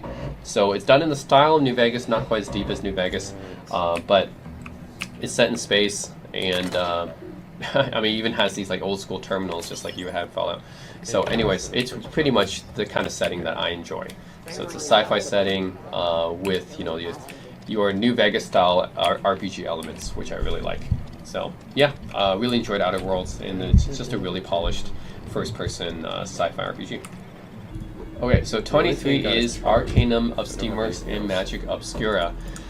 So this game, I think this game deserves to have a bit more love than it's gotten. It's kind of like a cult classic game now, but yeah, like nowadays people don't really talk about this game very much. It's an isometric, an old school isometric RPG in the style of Fallout 1 and 2, or Baldur's Gate, or Planescape or Icewind Dale, like that kind of isometric RPG back then.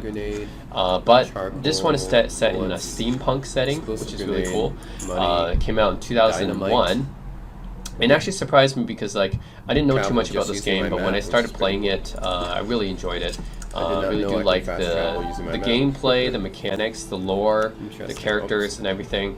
And the setting, like here, like just being in this like steampunk type of setting is really cool. What the heck? That doesn't make any sense. You train to get experience. What do you mean you need experience to train? That's bullshit.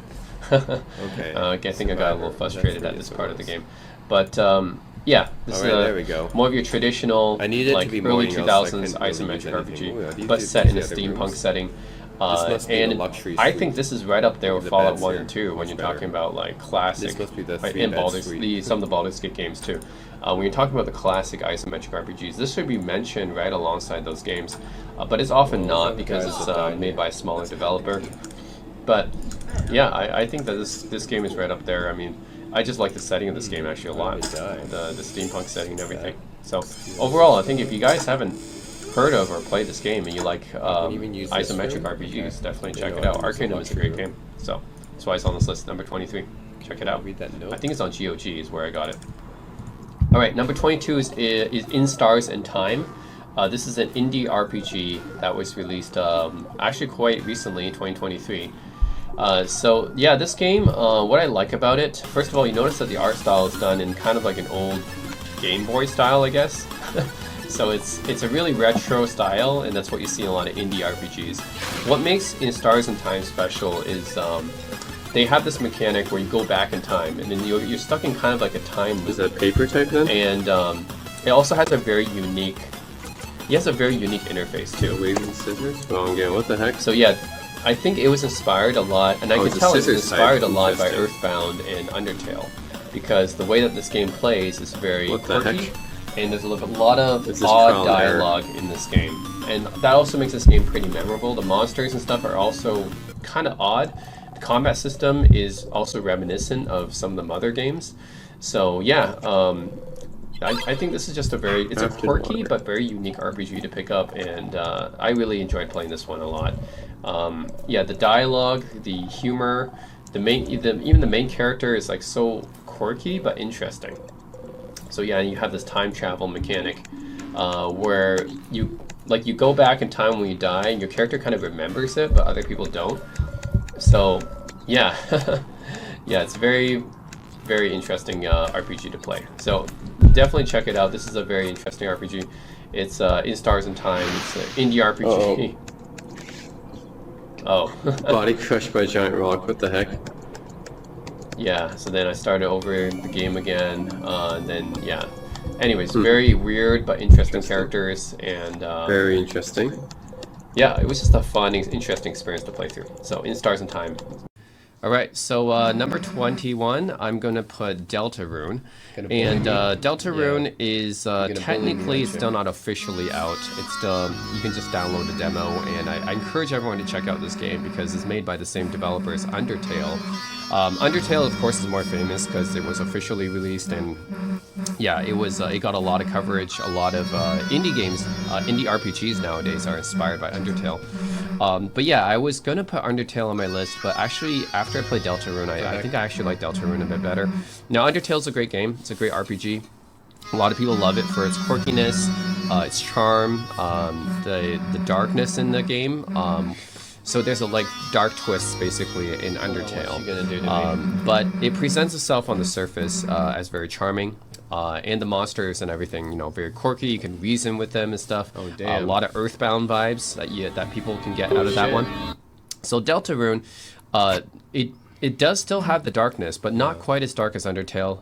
It's a little bit more playful, and doesn't take itself it really doesn't take itself seriously. I mean, Undertale didn't either, but Deltarune leans more into that playful, charming aspect, I would say. Bullet hell in the mini so games. I actually like Deltarune a bit better. Undertale, I do love the characters a lot, and yeah, it just seems to be a little bit more charming, a little bit more playful than Undertale is. Still keeps a little bit of that darkness, but yeah, it doesn't lean too much into the dark aspect as Undertale does. But yeah, overall, I highly recommend you guys pick up Deltarune. Even though it's not officially released yet, the demo is quite worth playing, and really enjoyed playing this game. The combat system is a bit different. It's quite similar to a lot of aspects. So you guys can see, right, this bullet hell aspect thing, that's pretty much from Undertale. But it also has this side view perspective where you attack monsters, and that's pretty much specific to Deltarune. What's this? So yeah, the characters, the world, and everything, a little bit more playful, a little bit more charming than Undertale. And overall, I did like it a little bit better than Undertale. So anyways, Deltarune, definitely check it out, guys. Really love playing this game. Yeah. Quirky characters, you still get the quirkiness of Undertale, but you get a little bit more charm, a little bit more playfulness out of it. Yes. Number 20, Might and Magic 6, The Mandate of Heaven, released in 1998, developed by New World Computing. This was done over a year and a half ago, I think. So yeah, Might and Magic 6, probably my favorite of the Might and Magic series. The thing about Might and Magic is that I don't think all the games are reasonably pretty good. None of them are super great or anything like that, but none of them are really bad either. They're just all kind of okay. I mean, if you like these kind of games, where you have a first-person perspective and you have some more traditional role-playing elements, then you'll definitely like the Might and Magic series. I played a lot of the Might and Magic games so far. I played actually every Might and Magic game from 3 onwards. I played on this channel. So yeah, the other 3D perspective RPGs I played on my channel. There's Ravenloft, there's Eye of the Beholder, Dungeon Master, Wizardry, Ultima Underworld, Realms of Arcania, Betrayal of Condor, I think. Yeah, I played a whole bunch of them so far. But I think I'll put Might and Magic 6 probably above most of these games. Most of the other ones I mentioned are all pretty decent too. But I think Might and Magic 6 I'll put above those. Yeah. It just, I mean, pretty cool game. It's like, if you like these 3D perspective RPGs from the 90s, Western RPGs from the 90s, because Japanese games don't really do first person all that much, then yeah, definitely check it out. It's an open world game, and it's got traditional RPG elements, right? You talk to people, have quests, side quests, equip your characters, recruit characters too as well. And I think this one is probably, actually a lot of people prefer this one as probably their favorite Might and Magic. I mean, like I said, none of them are like really awesome, but none of them are like terrible either. But I think generally Might and Magic 6 is considered one of the best ones. So definitely check it out. So that's my number. Hey guys, Alright, how's it so, going? Today I'm playing a game number of Fable 19 is gonna be Anniversary. Fable This game was originally released back in 2004. So Fable Anniversary is kind of like system, a I guess, is similar to remaster that. of the original So Fable if you game. do any bad deeds or good deeds, then Came out 10 years later than the original Fable. So far, this is still the only Fable game resulting on PC. So it's pretty much the only Fable game I've been able to record and put on my channel. Hopefully someday Fable 2 and 3 will be remastered and re-released, but for now, Fable 2 and 3 are kind of hard to play because they're only on the Xbox 360. And yeah, I don't have easy access to play Fable 2 and 3. To be honest, Fable 2 is my favorite out of the 3 Fable games. Yeah, I think Fable 2 is the best. But yeah, anyways, the original Fable game, I do remember playing this back on the Xbox 360 back in, sorry, not 360, the original Xbox back in the day, back in 2004. But this is the updated kind of remaster or enhanced version. I think Fable was a very cool game. When it came out, there wasn't many games that give you the amount of choice it had.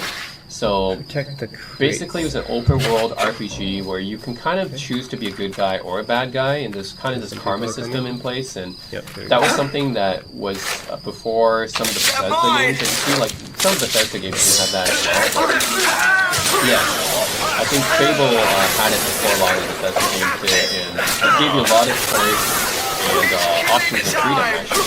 So I think that made Fable kind of an interesting game at the time. Now these days, I think it might have aged a little bit, but still one of my favorite RPGs that I've played. I have some good memories with Fable. Fable 2 more, but even the original Fable or Fable Anniversary, I have good memories playing this game. Yeah, combat mechanics are okay, but it's more like the freedom and the choice that you have. Yeah, Fable Anniversary makes it. Yeah, for me, it was, I played a lot back in the day. Definitely for me, it was one of my favorite questions. Alright, number 18 is going to be Witcher 3: The Wild Hunt. It's released in 2015, developed by CD Projekt Red. I actually uploaded this fairly recently, but the original, this was a re-upload, original video I think I posted like years ago. So I think Witcher 3 is a fairly well-known game. It's actually so well-known that it had its own TV series, right? So this is a pretty popular game, and it's by far the most popular Witcher game. I mean, I played Witcher 2 as well. No, Witcher 3 is definitely, this is the best of the series. Graphically, it's amazing. I mean, the open world, the graphics, the quests that you do, like the character of Geralt, I mean, it's all great. So the Witcher 3 is, a lot of people consider this a masterpiece. The reason why it's not higher on my list, generally I just prefer like more sci-fi type of games, and more like, yeah, probably more like futuristic sci-fi type of games compared to fantasy.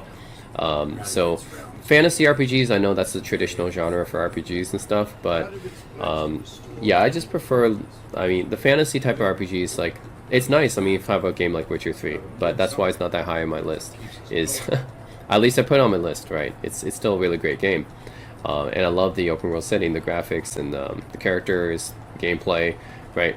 So it's overall a masterpiece, I think. But I still prefer have more like futuristic sci-fi stuff like Deus Ex, right? Which you'll see later on this list. So yeah, that's just a personal preference. Like I said, this is my personal list. I'm not saying, I'm not talking about greatness here. Witcher 3 would be much higher for greatness, but yeah, it's my personal list. Anyways, Witcher 3 is still on my list because just a great game. Alright, so number 17 is System Shock 2, and I'm playing the 25th Anniversary Remaster in this video here, which just came out this year, 2025. And yeah, this is probably the best way to experience it now that it's been fully remastered. And it was kind of a surprise remaster. I did not know that Night Dive was actually working on this, but yeah, they released a nice remaster of this that came out this year, and you know, it's a great game. It's an all-time sci-fi horror RPG, I would say. It's a blend of many different genres. Yeah, I would say this game is, for me, it's pretty close to Deus Ex, actually. The original Deus Ex. I know a lot of people love the original Deus Ex, one of the greatest sci-fi RPGs as well, but yeah, for me, I also love System Shock 2, so it's gotta be on this list. They are hard to come by. And Deus Ex will be higher on this list as well. But yeah, what can I say about System Shock 2? When I first played this game, I think it was originally 1999 when it came out.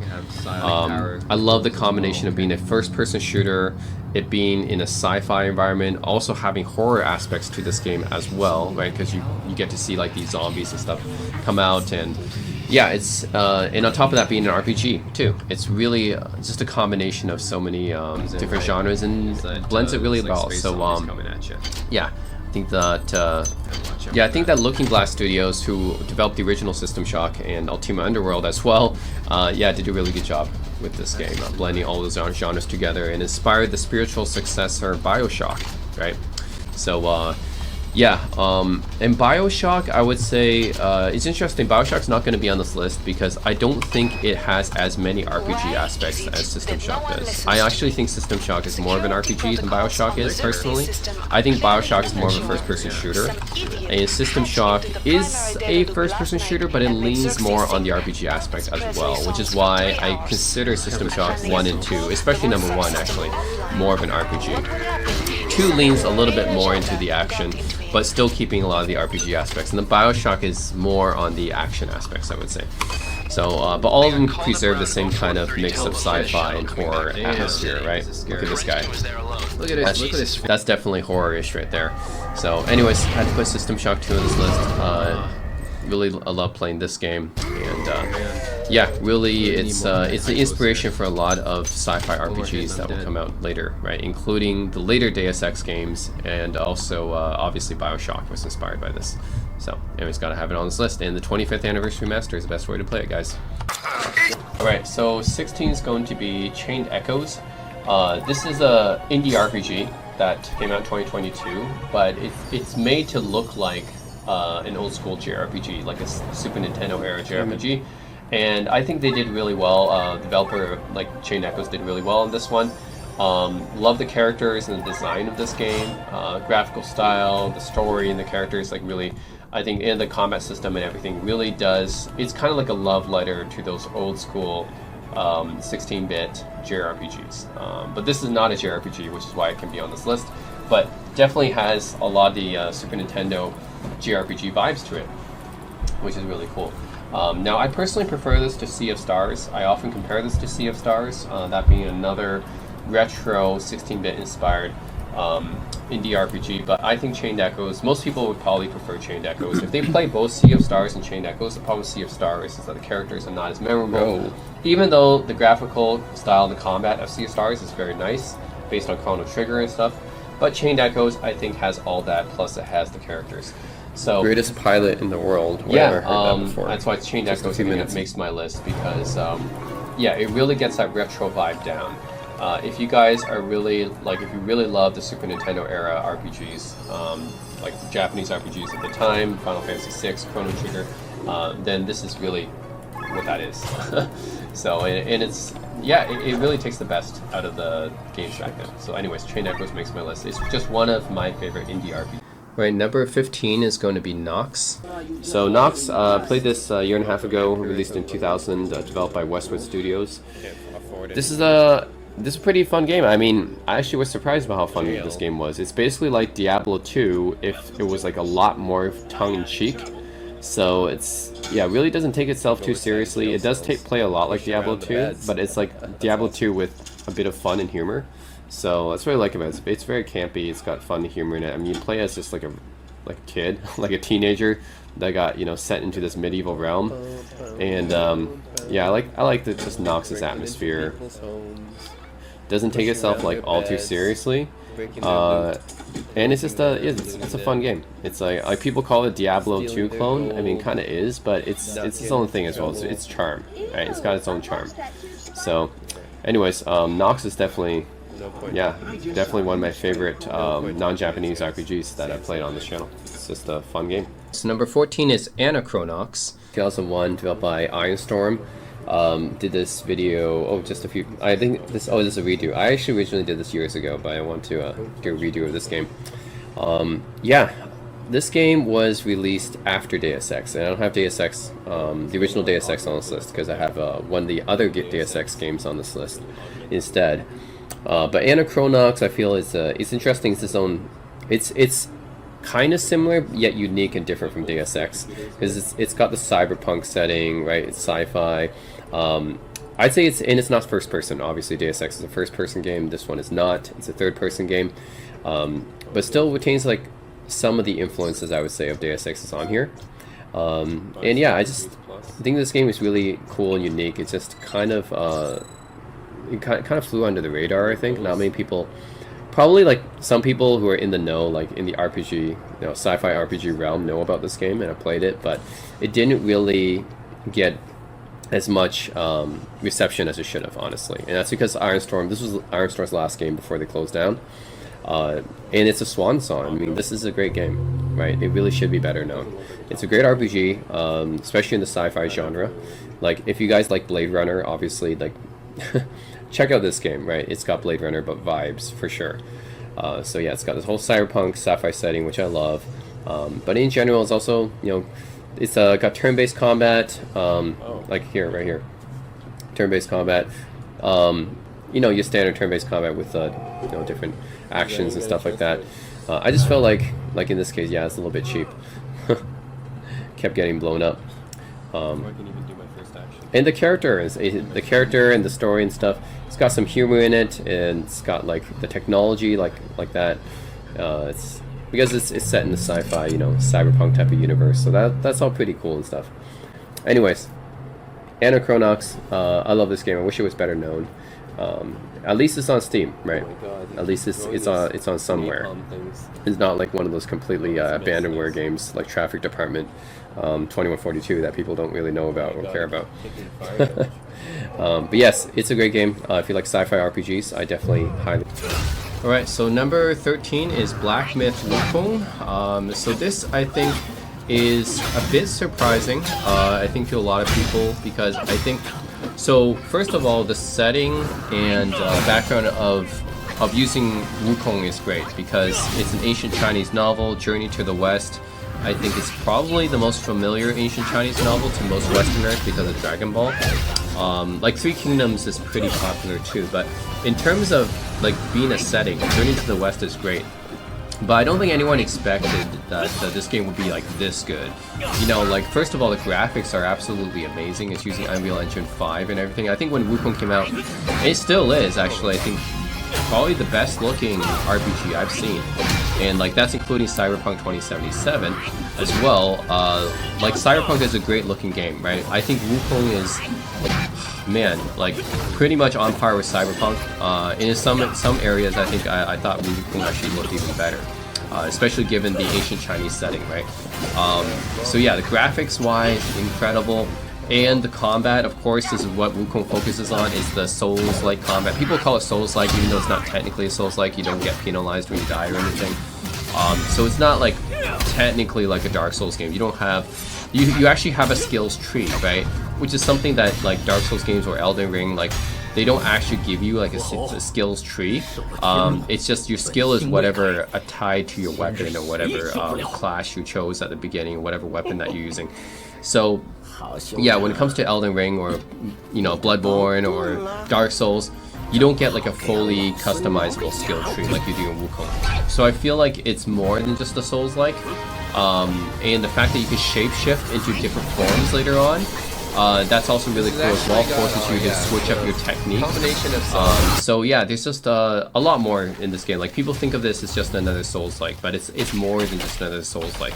Like Stellar Blade, I could say, is kind of just another Souls-like, but Wukong is more than that, because you have the shape-shifting abilities, because you have that skill tree, right, that you can customize and everything. Yeah, it can go in a lot of different directions. So I think ultimately, and actually you can do more than just like doing the dodge. Of course, you get a regular dodge, you get a perfect dodge as well, and you get parries. So that's all great. But I think it's the extra abilities that you can do in combat that really improve this game and makes it more than just actually a typical Souls-like. So yeah, to me, this game is more than just your average Souls-like game. It's a little bit more than that. And yeah, you don't get exactly the penalty when you die either. It is a difficult game, don't get me wrong. Like, I think I had to fight this, this werewolf boss how many times? Pretty much like at least 30 times, I think, in order to beat him, because he was just that difficult. I think, yeah, I played this video was over 3 hours. I think most of it was spent fighting this boss, because he was, oh man, he was a tough one. Like, you really had to be perfect on your dodges and everything. And at this point in the game, I don't think I had, yeah, like that many abilities, so I couldn't rely on that many abilities. I had to just use my perfect dodge every time and exactly time his moveset and everything. But yeah, once you do, like, you get good enough at the game, then that's what makes this kind of game rewarding, right? Having challenging combat, it's like once you learn the boss's moves and everything, you get better at it, and then it feels more rewarding when you actually win, you know? So it's everything. It's a combination of the Journey to the West setting, which is great. This is actually technically a sequel. It's not like exactly the same like Journey to the West setting. It's like you're not actually playing as Sun Wukong. You're playing as his successor, actually. So it's actually kind of more like a sequel. But the ancient Chinese setting is great. Beautiful graphics. And the combat system, which is, to me, is a bit more expanded than your typical Souls-like. So yeah, overall just a great game. So that's why it's like, it really kind of surprised me. I think maybe some other people that it's a AAA title from kind of a Chinese indie studio that they developed this kind of game, and ended up being pretty incredible. So yeah, great game. And the one other thing is the boss designs, because the boss designs are all very different and varied. I find that with Souls games, like the FromSoft games, they all tend to focus a little bit too heavily on either the Japanese horror aesthetic or, in Elden Ring's case, the Western fantasy combined with some of the Japanese horror stuff. But in this Chinese fantasy setting, you got a very good variety of bosses, actually, that all are pretty different from each other. They all look really, really cool. So yeah, that's another thing is, yeah, you have limited heals, actually, as well. I think that's something you do get in Souls-like games as well, but I think you get even less heals in Wukong than you do in a typical Souls game, which forces you to really think, be good at it. Right, so number 12 is Cyberpunk 2077. This game came out with a lot of issues, of course. I think everyone knows about that. I played it again and it still had some issues, but you know, overall, still got to put on my list because they really did a lot to kind of patch it up.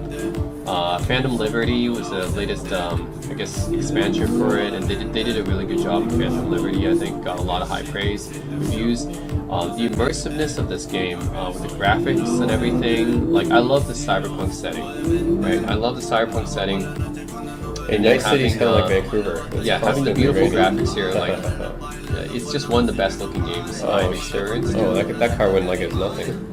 Yeah, it's just one of the best looking games I've experienced. That car just bounced off of me. Yeah, overall, like, it's an open world cyberpunk game that looks, you know, as good as it does, and it's a pretty intriguing story, I'd say. Now, the characters, I don't necessarily think the characters are a strong point of this game, but yeah, I think the graphics and the world, the environment, what you can do in it, like, this is really immersive. I think that's probably what I like the most about this game. It really feels like, wow, I'm in this world, I'm in this dystopian future. Like, that's what really gets me about this game. So anyway, Cyberpunk 2077, I think I have to put it on this list. Originally came out in 2020, CD Projekt Red, but of course had a lot of issues when it came out, but now it's gotten a lot better. So yeah, definitely recommend it because just the immersiveness of this game, yeah, it really makes me it just makes me feel like I recommend this. Number 11 is Disco Elysium, released in 2019, developed by ZAUM. Am I saying that? I don't know what this how to pronounce this developer's name. Yeah, but this game I think it surprised a lot of people when it came out. Like, people didn't really think of, like, this game would be one of the game of the years, but actually when it came out, like, a lot of people called it the game of the year. It's it's really an interesting RPG. It's inspired by Planescape Torment, which is a name you'll actually see later on in this video. And just like Planescape Torment, there's a lot of it focuses on the dialogue in the storyline and how unique and interesting like this game is. Like, you go through like the story and the dialogue here. It's actually pretty crazy, like this game. The way it's written is amazing. So there's not like too much combat in this game. So again, very much inspired by Planescape Torment. Not as much combat, but focusing on the storyline, the dialogue. But it's unique for what it is, right? That's what I'm saying. Like, this is a unique game. Just play it. If you haven't experienced Disco Elysium, just play it. It's really kind of a special game on its own. I still prefer Planescape Torment, which is why it's later on this list. But you know, some people like Disco Elysium and find it better. So yeah, it's quite different from those isometric RPGs or Pillars of Eternity. Yeah, just check it out. Like, Disco Elysium is just an interesting RPG, and I have to say, like, yeah, for dialogue and story, gameplay, it's definitely up top. So that's why it has to be on this list. Alright, so for number 10, gotta have an Elder Scrolls game on this list, right? Because we're talking about all-time, you know, non-Japanese RPGs and Western RPGs. You gotta have an Elder Scrolls game. Have it, right? And I would go with Oblivion, personally. I know that Morrowind, Oblivion, and Skyrim, these are all great games. I think these three are definitely considered, you know, better than Arena and Daggerfall, right? But yeah, one of these is going to be considered someone's favorite Elder Scrolls game. For me, it's Oblivion. Remember playing it back in the day, and yeah, just being awestruck by the amount of things you can do in this game. This is the remastered version that came out this year, 2025, which is probably the best way to play it now. Even though I don't really consider it a remaster. It's more of a remake, in my opinion, because everything is so changed up in this game. Like, the graphics are entirely different. It isn't just like a higher resolution bump. It's like everything's just the engine's just totally different. So anyways, I consider this more of a remake, to be honest. But anyways, if you want to call it a remaster, if that's what Bethesda wants to call it, then that's fine. But I think it's probably the best way to play this game now. Yeah, it's honestly, it's the best Elder Scrolls looking game, right? Like, now it's the best looking Elder Scrolls game, because Skyrim, unless you want to count mods and stuff, but not counting the mods, yeah, this is the best looking Elder Scrolls game now, because it just came out this year with the new engine on it and everything. And yeah, I personally prefer it over Skyrim. I felt like Morrowind probably, for more true like RPG experience, I felt like Morrowind really was that. But then Oblivion, I think a little bit more focused on the action, but still balancing it well with the RPG aspects of the game. Skyrim is a little bit more on the action side, if you were to ask me. But Oblivion, because of the big Imperial City and everything, I just have a sentimental attachment to this game, playing it back in the day and just being awestruck by the size of the world and what you can do in it. I know it is a very fashionable. Yeah, it's obviously bigger than Morrowind in terms of size. But yeah, just how big it was. Skyrim's even bigger, of course, than Oblivion. But I feel like Skyrim is not quite as densely packed as Morrowind and Oblivion is. So, I mean, it's bigger in terms of size, sure. But it felt like there was still, you know, it was more densely packed in Oblivion, right? And especially in this Imperial City, right? It's big and there's a lot to do in this city. So, anyways, my personal pick for an Elder Scrolls game for this list is going to be Oblivion. And what better way to play it than the recent remastered version that just came out? So, yeah, that's it for my number 10 pick here. So number 9 is Divinity Original Sin 2. This game came out in 2017, developed by Larian Studios. And I played this, I think, a year and a half ago. So yeah, this game I think is one of the best recent, and by recent I mean within the last 10 years. It's one of the best recent traditional style Western RPG. By traditional style I mean like old school Dungeons and Dragons isometric style. So yeah, I mean, Baldur's Gate, Icewind Dale, Planescape, in addition to like Fallout 1 and 2, these would be kind of like traditional isometric style Western RPGs. I wonder if I can rest yeah, if you guys are interested in that, I think Divinity Original Sin 2 probably one of the best to come out of recent memory. So yeah, I mean, I also played Pillars of Eternity 2, which is also a great game. But I think I like Divinity Original Sin 2 a little bit better.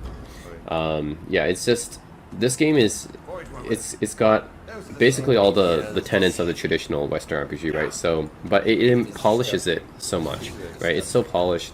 The combat's very polished. The gameplay, mechanics, it's like deep and complex, but it's not like, it's not in a way that's intimidating to learn, I think, and that's pretty good.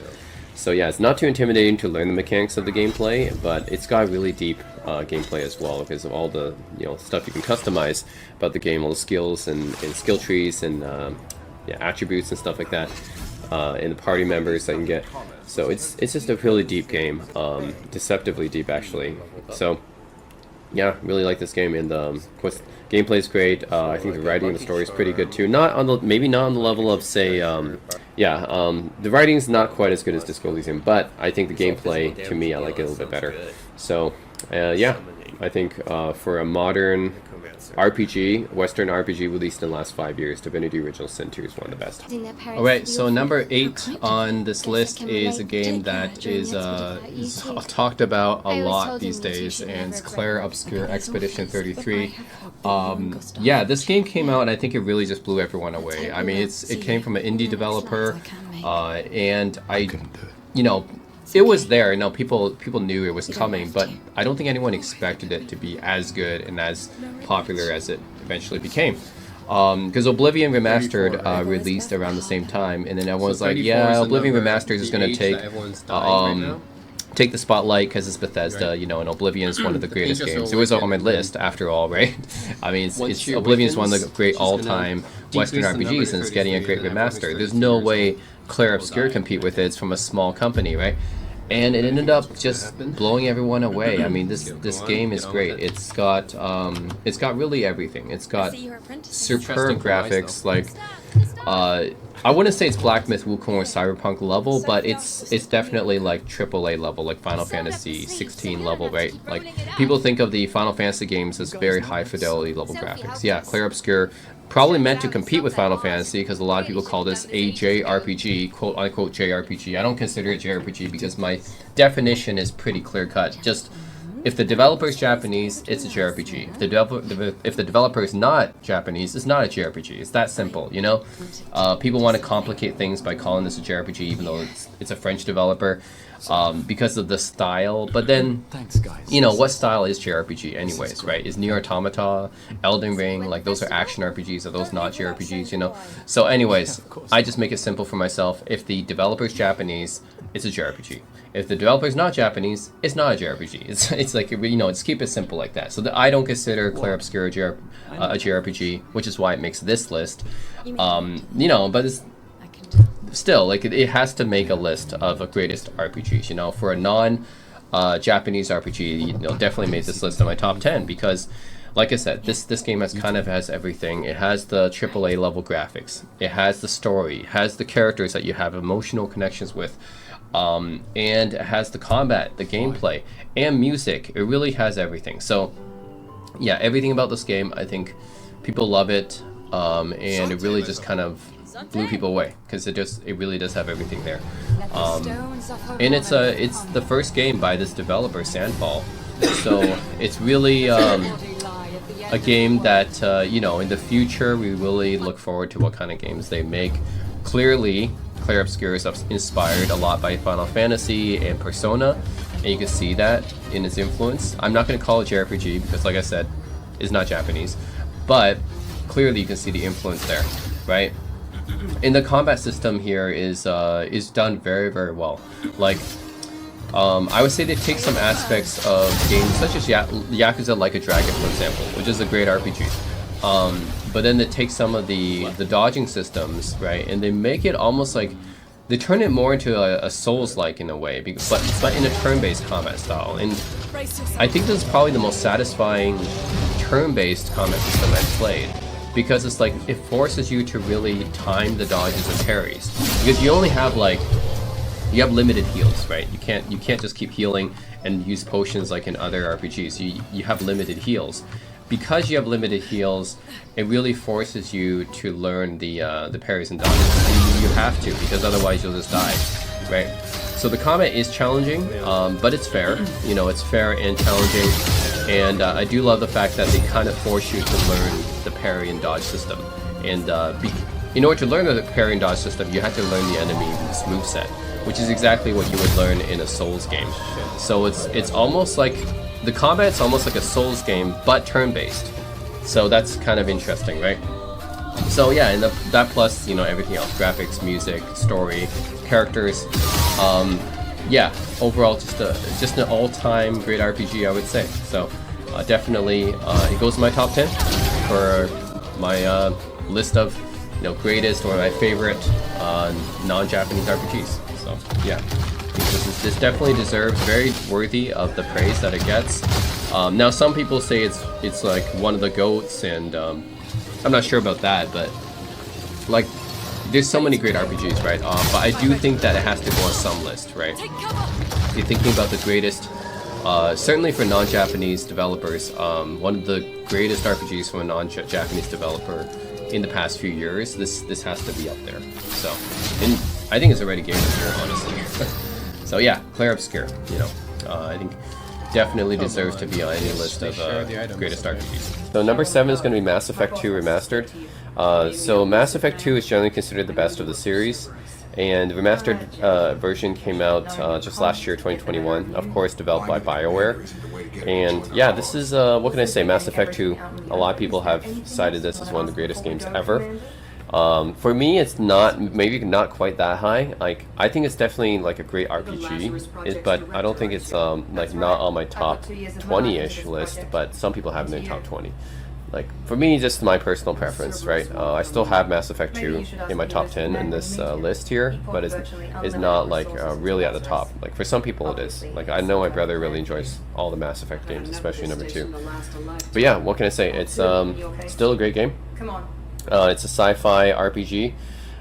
So yeah, you just play as Commander Shepard, either as a guy or a girl, and then basically just go throughout the galaxy, and got great cinematics, got a great storyline. Gameplay wise, it's like a third-person shooter.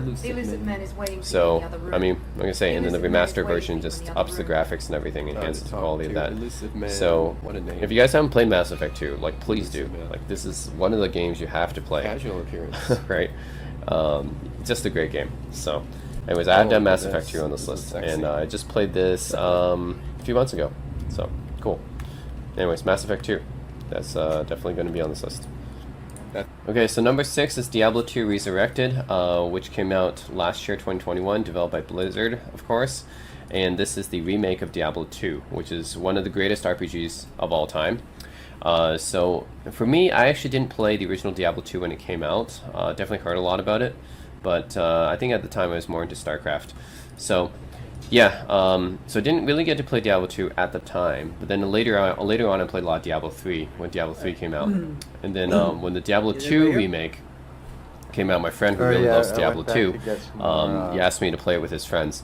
So here we are in gameplay session together. This was last year, a year ago. And what can I say? Diablo 2, right? It's one of the greatest RPGs ever. It's got everything you love about a roguelike, basically. It's a roguelike, and you can just play with your friends. It's so fun. You got a lot of replay value. You got random loot generation. It's got all that addictive qualities of it. And there's a reason why people used to play Diablo 2 all the time with their friends, right? I remember, like, back in the 2000s, everyone was playing Diablo 2, StarCraft, or Dota, or Counter-Strike. Like, yeah. It was just extremely, extremely popular because it's got some of the roguelike addictive quality to it, and then of course being co-op as well. So great game. Just not just an RPG, but great game in general. So Diablo 2 had to make my list, and just play the remake. Right. And so number 5 is Baldur's Gate 3, which came out in 2023. Actually, it was in early access for a few years before that. What can I say about this game that hasn't been said already, honestly, right? It won Game of the Year, multiple awards, considered one of the greatest games ever.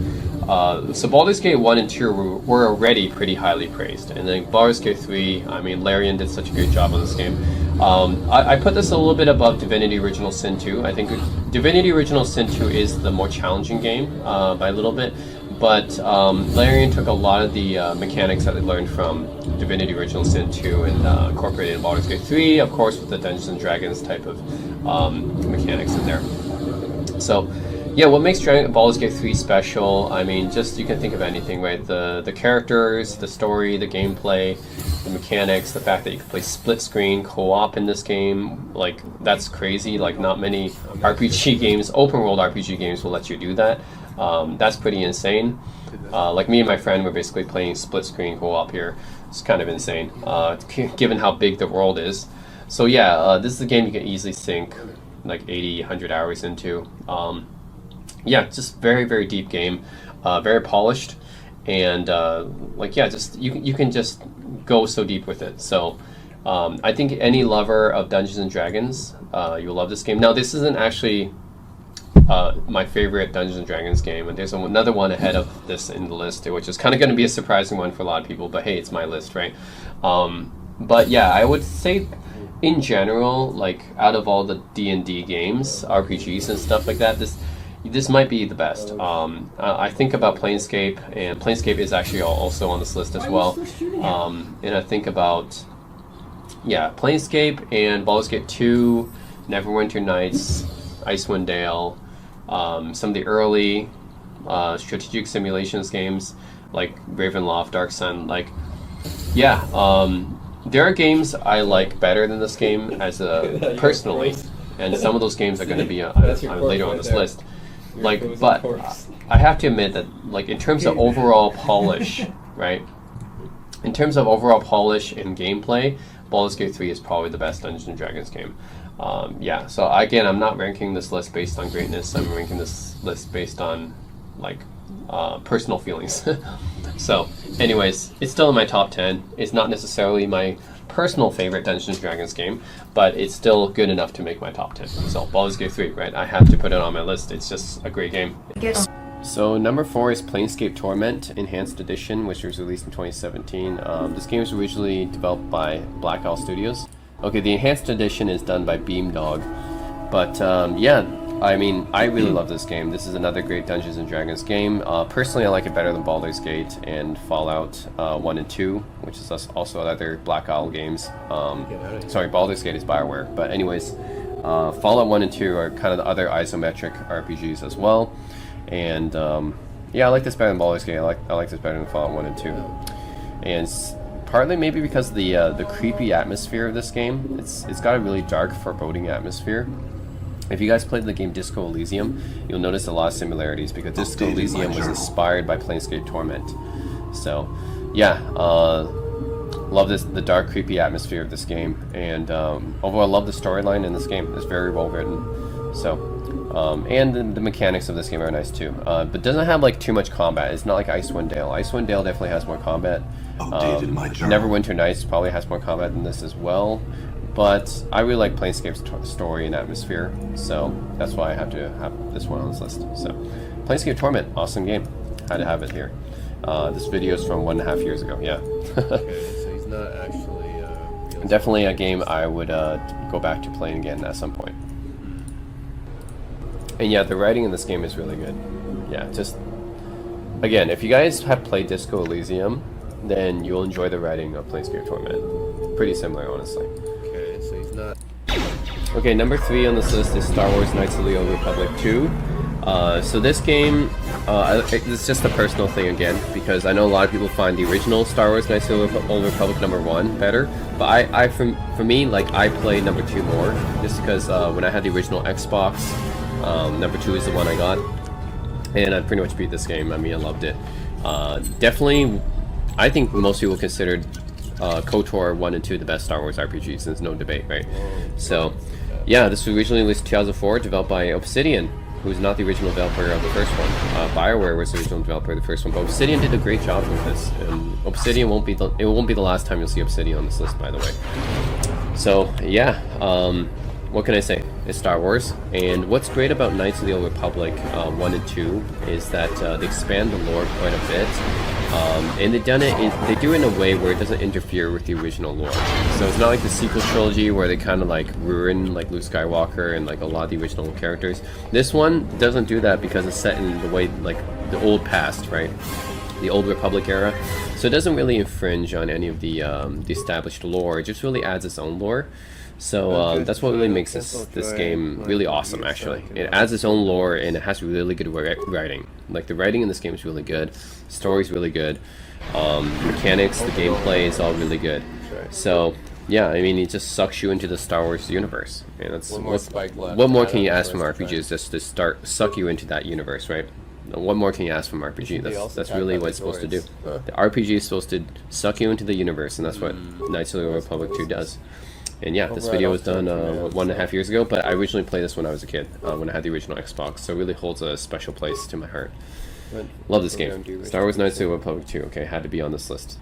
Okay, number 2 on the list is Deus Ex Human Revolution, and this is my favorite game in the Deus Ex series. I know a lot of people say the original Deus Ex is the best, but for me, Human Revolution was, yeah, it just, when it came out, I played this game a lot, and I really liked the setting. Like, there was, I think, 4 different cities that you go to in this game.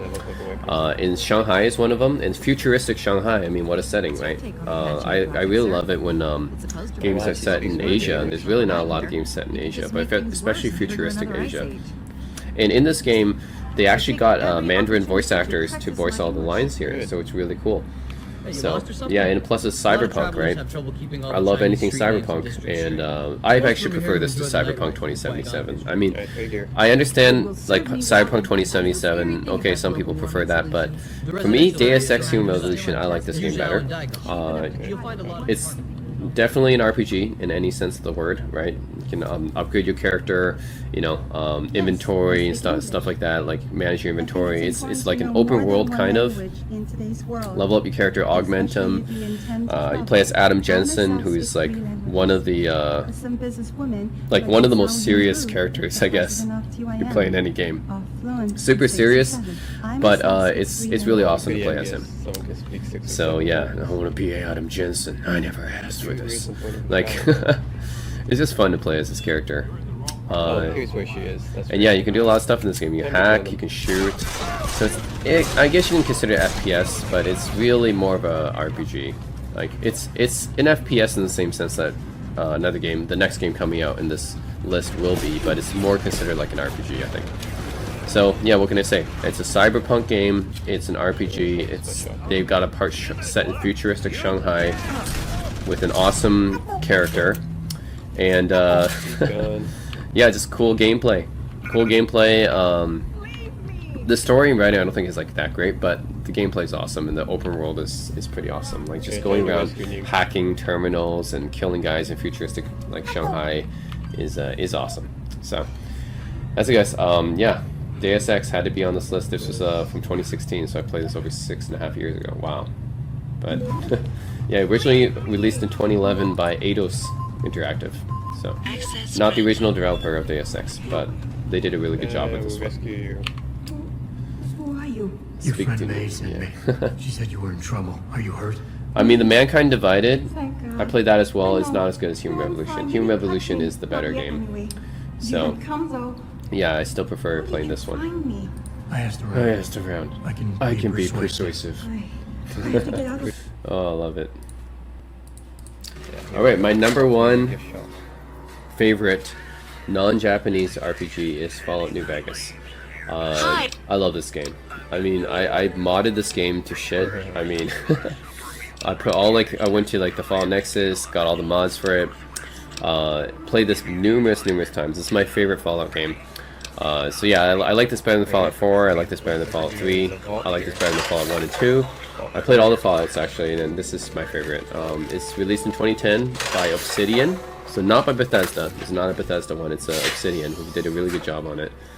And yeah, it's definitely become my favorite Fallout game, just my favorite RPG, and one of my favorite games in general. Like, I love the open world of this game. I love the post-apocalyptic atmosphere. raiders or anything. Partly Yeah, because I love the one has been, post-apocalyptic converted atmosphere into and just so much you can do in this game, right? It's so open world. So they took Bethesda's engine, of course, and ran with it. And what Obsidian did was they added more RPG elements back into it. Bethesda tried to take a lot of RPG elements out, and Obsidian added some of it back in. Oh my Which god. is, I mean, and they made it pretty awesome. So I mean, they basically just took Fallout 3 and just added more to it. So, love this game. That's why I don't have Oblivion on here. I don't have Morrowind. I don't have Outer Worlds. And that's because I prefer Fallout New Vegas to all of them. Okay. So, I moved her into yeah, Gamora. like to me, I like this better than Skyrim. I like this better than Oblivion and Morrowind. I like this better than Outer Worlds. Like, Oh, I remember meeting that. just it's one of my favorite games ever. Not all just for because it RPG. stole some It's just a great game. all because I stole some Post-apocalyptic really cool- setting. The gameplay, I know it's not like a great shooter or anything like that, but just the setting of just like being able to go like in this You guys world walking is around very for- immersive. you're just walking around. Like all the quests that you have to do, like all the items that you can use, the guns you can use and craft. You can build your own houses here and shelter basically. So yeah, there's just so much you can do with Fallout New Vegas. I just love it, and I played through it so many times and modded it so many times. Yeah, this is from 6 years ago, right? I'm playing a modded version in this video from 6 years ago. So yeah, love Fallout New Vegas. Anyways, guys, it's my top 10 list of greatest, my favorite, personal favorites. Not like a greatest list, but just my personal favorite non-Japanese RPGs that I've played on my channel. So that's it, guys. Oh my As always, god, thanks my for watching. companions are killing everyone.